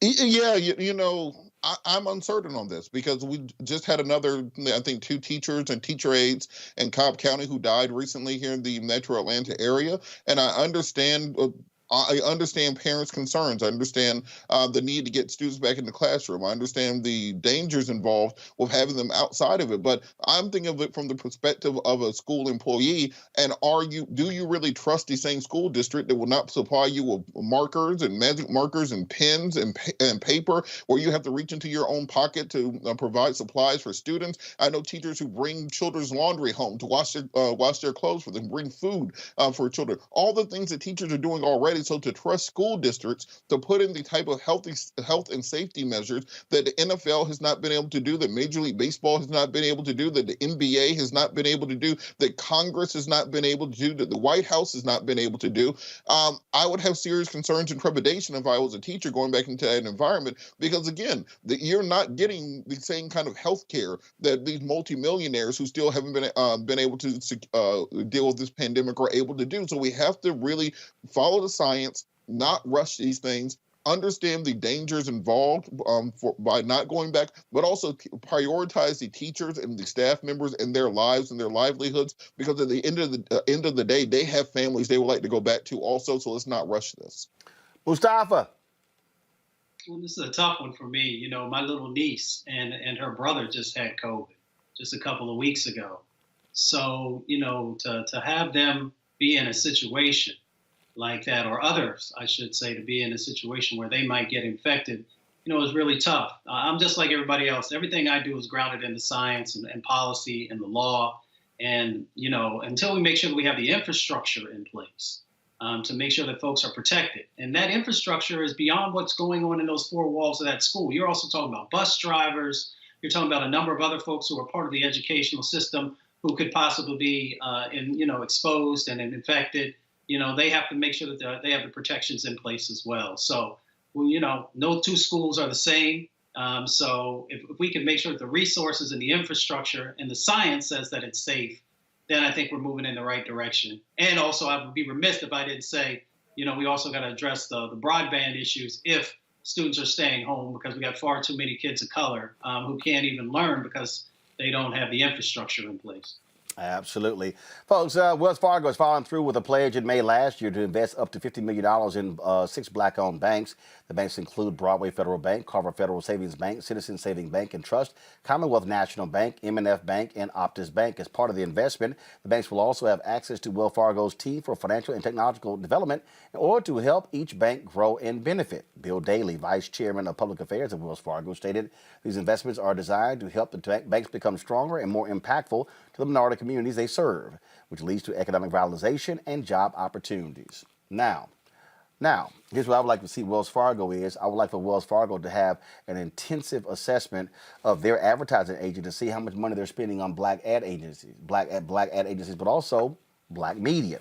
See, let me explain, folks, why I'm saying this. See? So think about that there. Wells Fargo announces they're going to put $50 million in black banks. But the question is, how are you also helping grow black businesses? Listen to what I'm saying, y'all. Listen to what I'm saying. So what happens is, I'm not talking about if you're Wells Fargo and you're buying tables at black events. I'm saying, how are you also investing in what is your minority supplier development? What is your black supplier development? What black companies are you using? Are there black PR agencies, black advertising agencies, black accounting firms, black law firms, black bonding firms? You see what I'm talking about right here? See, this to me is how granular we have to get, Robert, when we start holding people accountable with these announcements. And so, okay, sure, Wells Fargo sent it out. We got the press release. And let me be real clear, same thing. Netflix, they sent me a bunch of press releases touting different shows they have. I'm like, okay, that's great. But Netflix, when are y'all going to start spending money? When are y'all going to start actually advertising? Stars. Oh, y'all got P-Valley. So y'all had Survivor's Remorse. Y'all got Power. Now you got Power 2, all the spinoffs. How much money y'all spending on black advertising? See, we have to be making a level of demands of companies that go far deeper. And again, I'm not just saying, ooh, what black media are you supporting? Because I have a black media company. I want to know, are you supporting the whole black ecosystem? And I want to see, and I don't want to see the minority number. I want to see the black-owned number, not the black-targeted number. Because see, BT, that's black-targeted. Complex, that's black-targeted. I can go down the line, all the folks, the Root, that's black-targeted. That ain't black-owned. I'm talking about what's black-owned. You're completely correct, and we have to rethink how we look at these things, because representation as an idea is a great thing. We need representation matters, but representation is passé at this point. Now it's about spending. So beyond not just what you were saying, how many black law firms are on retainer when you do major litigation? How many not black people who work for another law firm? How many black-owned law firms are doing major litigation for your company? How many black caterers do you have on site? How many black drivers and limo companies are you using? There are places across the board where those markets which have been historically closed to us. This is the idea of systemic racism, that because your father's grandfather's grandfather started this catering company in 1932, and Sony has been using the same catering company since 1932 or whatever it may be, that because we did not have access to enter that market, we're still being systematically deprived of the rights to that market and the ability to compete in a meritocracy on that level. So we have to start making demands up and down the boards to create equity, not simply equality. I love seeing all the faces and the representation. They'll shoehorn, a black neighbor in here and there just to make sure to have those diversity numbers up. But in reality, we need to find out not just who's in front of the camera, but who's behind the camera, who is behind the pen and paper at the agency. Where exactly are all the funds going, and what is your commitment to diversity? Do you have a chief diversity officer? Are you recruiting on HBCU campuses? So while we have the ear of power, we have to make sure that we're making demands and making demands strongly. Look, that's why we have the segment called "Where's Our Money?" Black economic justice. That's what this is about. And again, this is one piece. I appreciate Wells Fargo putting $50 million into black banks, but also I remember a whole bunch of black people who lost their homes in the home foreclosure crisis as a result of Wells Fargo, as well as a result of Countrywide, as a result of other banks. And so I don't look over that, because if you actually add up, remember, we lost 53% of all black wealth due to the home foreclosure crisis. That's more than $50 million. Monique. Is it my turn? Yes, it is. Yes. I agree with all of that, but I bank at Wells Fargo, just full disclosure, one of my accounts. But I'm still going to say this: I know personally of two vice presidents, prior vice presidents of Wells Fargo, who have left for other operations within the past 70 to 90 days, and they controlled diversity books, and they controlled a large business targeted at minority businesses. And I mean, you know, 250,000 and above initial investment type books for one of them, and one diversity interest lending. And they both left to be places where they had more autonomy in being able to do business with businesses and individuals that could most benefit. So I just don't think it's a coincidence. So when I looked at what Wells had decided to do, I'm like, is that a part of litigation or what? Maybe I'm jaded, but those are my 2 cents. Mustafa, I'm laying this out because what I'm trying to get African Americans to do is to think vertical and horizontal. See, so again, perfect example. Netflix, they announced that they were going to put $100 million into black banks. Cool. What else? See, that scene from Malcolm X, I'm not satisfied. That's one thing. Okay, but see, I want to know your commitment vertical and horizontal. I'm perfectly cool. Netflix, y'all hired Bazoma as chief marketing officer. Yay. Y'all gave a content deal to the Obamas. Yay. Y'all gave the richest content deal to Shonda Rhimes. Yay. There's some other black people who have gotten content deals. Yay. But I'm going deeper. To Robert's point, I want to know, are you saying on all of the productions, who got the limo contract? Who got the catering contract?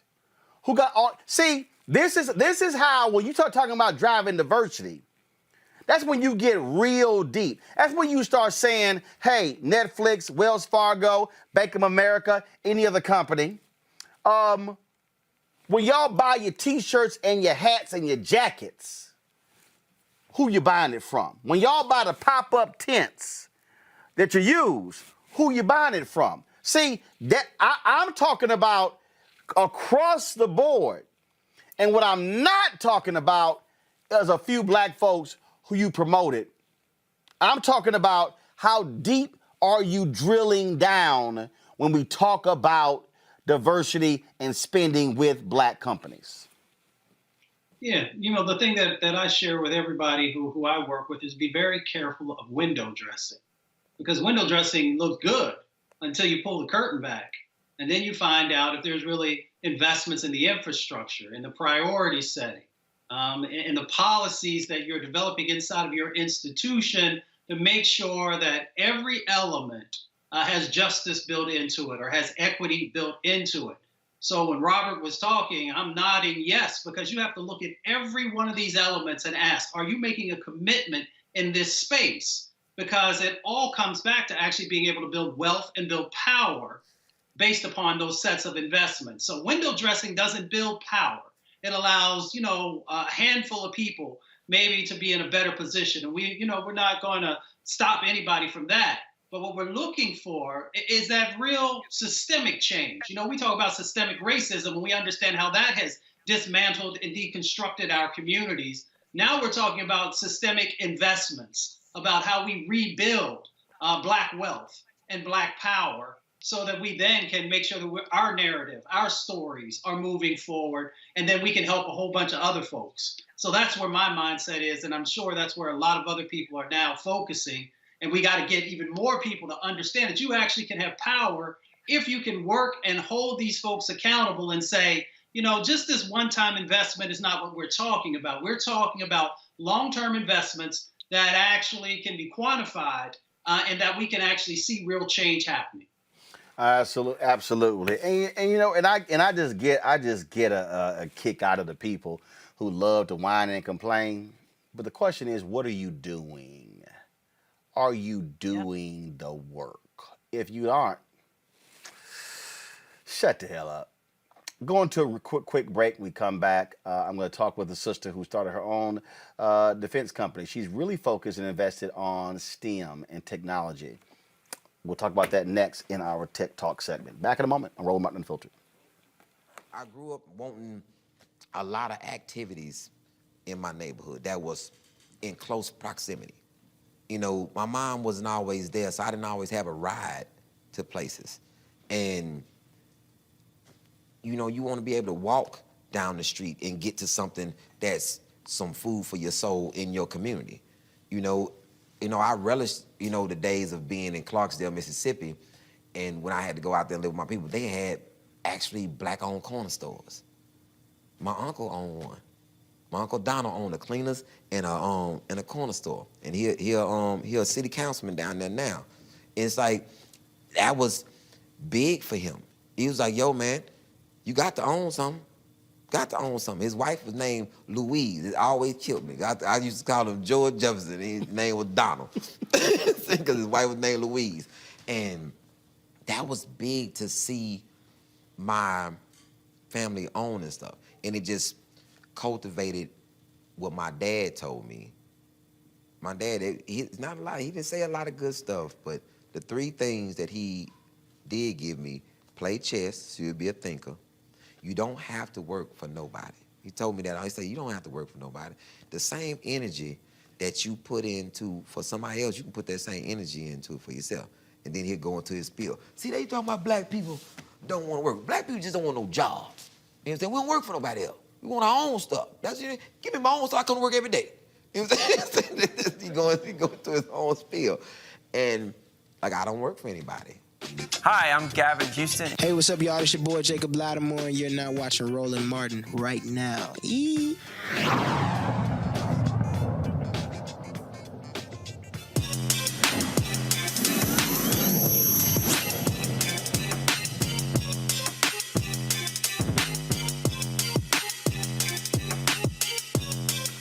All right, folks, my next guest started a company called STEM Board, which creates systems and solutions for federal and large-scale private sector clients. Aisha Bowe, a former NASA aerospace engineer, founded the company in 2013 in order to make a difference and create opportunities to get young people engaged in science, technology, engineering, and mathematics, also known as STEM. Now, according to Inc. 5000, STEM Board is one of the fastest growing companies in America. She joins us now. Aisha, how you doing? I'm well. How are you, Roland? It's great to see you. So let's, first of all, before we talk about the company, let's talk about you. Look, double degrees, University of Michigan, but you were not one of these brainiacs, always a straight A student, and you were this perfect student. You actually have a story that when you talk to young folks, they can identify with as somebody who went through stuff, but again, got it together and now is in a position to really impact and change lives. Yeah, so I like to consider myself the accidental engineer. I started my undergrad in aerospace engineering with pre-algebra in a community college. I was what you'd call truant in high school because I was not focused. I had no career aspirations, and I was just trying to find a way to feed myself. I just wanted a job. But it was in community college that I discovered a love of math and science that would propel me to complete an undergraduate degree in aerospace engineering from the University of Michigan, which is one of the top 4 best aerospace schools in the country, and eventually a master's in space system engineering, and earned me a role at NASA in Silicon Valley, working on small spacecraft and supporting the Aeronautics Mission Directorate. And so, as somebody who, again, who had to really lock down, focus, and really chart their own path, why'd you go this route? What was it? What was interesting about getting 2 degrees as a real rocket scientist? People joke like, I'm not a rocket scientist. Well, you actually are. Yeah, so it was this idea that everything I thought about myself was wrong. For so long, I felt ashamed because I was Black. I felt guilty because I was poor. I felt like I couldn't achieve because people like my guidance counselor said, hey, I think you should be a cosmetologist. And it's not that there's anything wrong with that. That was all that she thought that I was capable of doing. And so once I entered the community college environment and I started to realize, hey, maybe everything that everyone told me about myself was wrong, I was determined to be everything that I thought was audacious. I wanted to live a big life. And so I said, hey, I'm going to go to the University of Michigan because you know what? I don't think I could get in. I'm going to study engineering because I love math and science. And if I'm going to study engineering, I'm going to be an aerospace engineer because I think that's the most incredible thing that I could do with my life. And I did. And since then, I've been on this mission to help people challenge what they think is possible for them and their lives. So you went this route, then you went to go work for NASA, but then you left. Yeah, and when you leave a government job, your family will think you're crazy. Like, listen, I love my family, but when I said to them that I was going to leave my government job for a company that I was going to create, they thought I lost my marbles, Roland. Like, it was just like, it was a non-conversation. Are you kidding me? You're an aerospace engineer. You're a rocket scientist. You're just going to go? But yes, I was going into the community and I was talking to kids in schools on behalf of NASA. And I would show up and I would say, hey, you know, I am really excited to talk to you about this small spacecraft mission, or I'm really excited to talk to you about what I'm doing in flight trajectory optimization. And they would look at me like, you're an engineer? You're kidding. I mean, I literally had my degrees in my trunk, Roland, and I would pull them out and I would show them to the kids to prove that I got the degree and I was supposed to be there. And there was something about that to me that was like, this is wrong. We as a society need to normalize minorities in these fields. And I'm going to start a company that's not only going to do that, but that's going to do something better than that.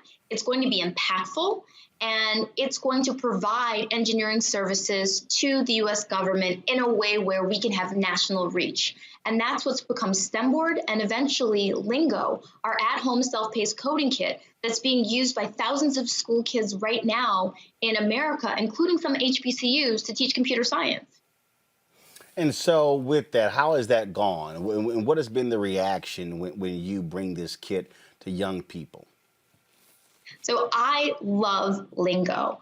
Our clients include Microsoft, GE, we have Fayetteville State, we've got Bowie State, and a number of other HBCUs that we're working with. And one of the most touching pieces of input I received was from a student who sent us an email and said, this is the first time that I've seen this subject taught by somebody who looks like me. The head instructor at Lingo is a woman by the name of Danielle Regis. She's double degreed from Cornell, and she takes the students through the activities with passion. We tie it to art, we tie it to music, we tie it to fashion, because guess what? I never thought I was going to be an engineer, and I don't assume that you want to be one. And so our content is designed to engage. It's designed to say, hey, this is how you can use this to do something that you're really passionate about. Just stay tuned. We're going to teach you how. And we also provide all of the material within our kits to make sure that students can not only build our lesson, but they can continue to tinker at home. And so we're getting input from 13-year-olds that say, hey, I just did this. I didn't need parental support, and I've built self-confidence. I'm seeing students say, guess what? You know, I thought engineering was really boring, but watching you guys makes me think differently about it. And I'm also hearing from parents and teachers that they're enjoying our content because we align to national learning standards, we created a curriculum framework, and we made it easy for organizations to build capacity while leveraging our content. Before I go to my panel with questions, one of the things that I always say is that you have to make something accessible and easily digestible for somebody to say, man, this is not bad. And so is that the approach you take as opposed to people who sit here, because I take it if you walk into the room, they go, hold up, you ain't an engineer. But you walk them through that so they understand that, no, this thing is not as hard as you think it is. But let me just sort of explain to you and put it in a different way that might get you excited about the field. That's exactly right. I mean, our example is not, hey, let's show you how to do some calculus. It's let's teach you how to build a backup sensor for a driverless car, right? You've seen a Tesla. You've heard the noise that cars make when they back up. You've probably ridden with your mom or a guardian. So you get that basic concept. So we're going to show you how to build that. And what you're going to see from us at Lingo is our follow-on lessons are around music and sports. We're getting ready to release the kit that shows you how to make your favorite beats with a microcontroller, which I call internally Trap Lingo. Like, I want you to pull your favorite music from Megan Thee Stallion or whatever it is, just a few bars, not enough for us to worry about any type of copyright issues, but just a little bit of a melody so that you can play it on your board and you can see how, wow, all of a sudden this thing that seemed foreign is actually something that is applicable to a career field that I want to go into. And oh, by the way, it's not as hard as I thought it was. I got a feeling Mustafa is geeking out right now. So Mustafa, I will go to you with the first question. First of all, thank you for everything you're doing. I'm actually the son of an engineer, so numbers used to scare me when I would see what he was doing. But I know that you have had some incredible experiences with young people. Is there one that just kind of stands out that made you say, I'm moving in the right direction? Yeah, I never thought that I was a role model. And I can remember meeting a girl named Claire when she was 13 and she walked up to me. I was at a aviation museum in Northern California, just kind of fulfilling a speaker request. And she said, hey, I want to be an engineer when I grow up. I want to be an aerospace engineer. And so I gave her my card and listen, I've given out so many of these NASA cards. If you call me, great. If not, great, right? And she sent me an email and she was so enthusiastic that I invited her in. And that one day turned into her coming back for a shadow day. It turned into her becoming a NASA intern. And now she's graduating from Cal Poly San Luis Obispo with an aerospace degree, and she's going to work for Blue Origin. And she said to me, Aisha, I never doubted that I could do it because I saw that you did it. And from that experience, I was like, you know what? I'm going to do this. I'm going to do it bigger. I'm going to do it again. And I'm blessed that I run a contracting company where we've been in operation now since 2013. We're leveraging the U.S. taxpayer dollar to invest in the infrastructure and that's necessary to make a long-term change in how we educate minorities and women in America. Next question, Monique. Oh, I don't have a question. I have a person. Okay. Here she comes. Do you want to elaborate? Here she is. I've got your next one. Hi. Homework. This is Grace. Grace has a life in tech that her mother never could have dreamed. Say hi to everybody. Hi. But especially to this rising queen right there who's doing big things in tech. She's gorgeous, right? Okay. Thank you. Keep doing what you're doing. We need you. Oh, thank you. Roland, I mean, listen, can I come back? Because this is amazing. Thank you. Yeah, it's my show. I ain't got to ask nobody. That's what happens when you own your shit. Robert, what's your question for Aisha Bo? All right, on a your story about the guidance counselor struck me because literally almost word for word, the exact same thing happened to me. I went to Space and Rocket Center in Huntsville in high school, and when I came back, I told my guidance counselor I wanted to go to MIT and be an aerospace engineer. They asked me did I want to go to technical school to work on air conditioners, and that's the last conversation I had with them on the subject. Right now, you mentioned Blue Origin, so there's a whole renaissance in private rocket companies, everything from Blue Origin, SpaceX, of course, and many the other country, Electron, more than anybody can count. How can African Americans work on moving into this new and growing field? Because we just saw Jeff Bezos step down from Amazon to focus on low Earth orbit, and then eventually the New Glenn going for the moon missions and so on and so forth. So there's going to be $1 trillion economy that for the most part we are shut out of on the front end. How can we work on remedying that? So I love this question because if you look at venture capital and large investments, 75% of that funding is concentrated in just 3 states, right? New York, California, and Massachusetts. But when you're talking about Blue Origin, when you're talking about SpaceX, guess where they are? They're in Florida. And when you have states with a high concentration of Black, Latinx, and female graduates of STEM degrees, such as Florida or Georgia, and they also have an affordable cost of living, that's key. So what I would like to see is more investment in these areas that already have that population, as opposed to investments where they would kind of require that that population moves to them in order to be part of their workforce and potentially even acclimate to their culture.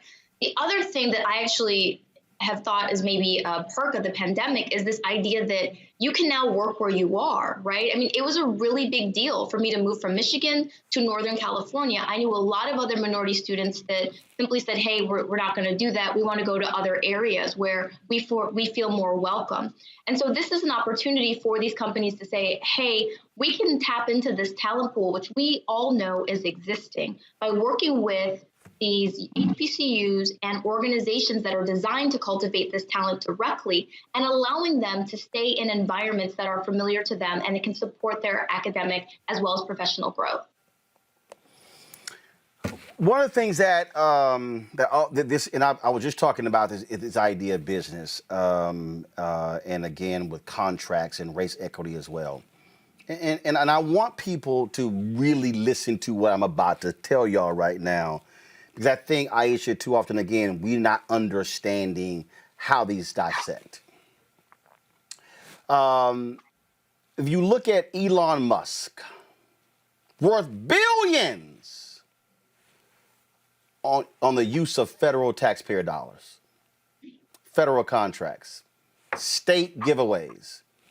Donald Trump's daddy made all of his money federal housing contracts.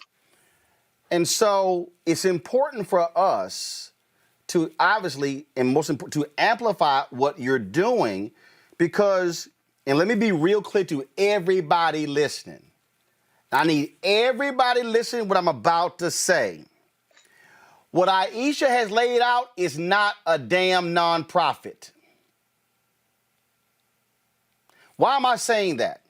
Because there are too many people who want us as Black folks to give our expertise away for free when others are earning millions and billions on the same expertise. And that's important to say because we have to have African Americans also advocating for folks like Aisha when you're trying to get defense contracts, when you're trying to get contracts from other agencies, because that builds your business. And if Aisha Bowe grows her business from 10 to 20 to 50 to 100 to 500 million to $1 billion, imagine how many Black children you now can impact when it comes to the area of STEM.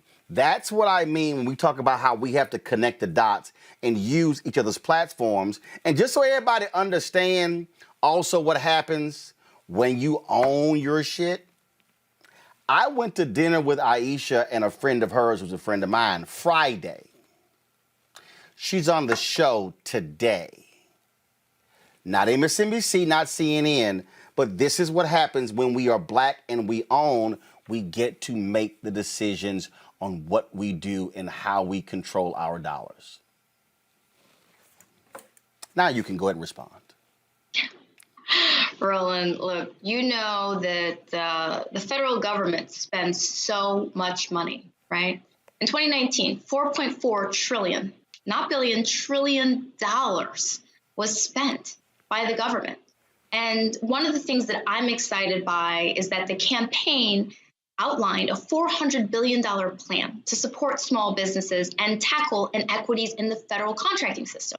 This is likely to increase the dollars that are going to go to small and minority-owned businesses. But guess what? There aren't enough small and minority-owned businesses. These are opportunities that people need to begin to prepare themselves for now. And one of the things that I want people to take out of my story and my time with you is that what I did isn't rocket science. You can start a company that is a small minority-owned business, and the government has resources that are designed to support you, and you can grow.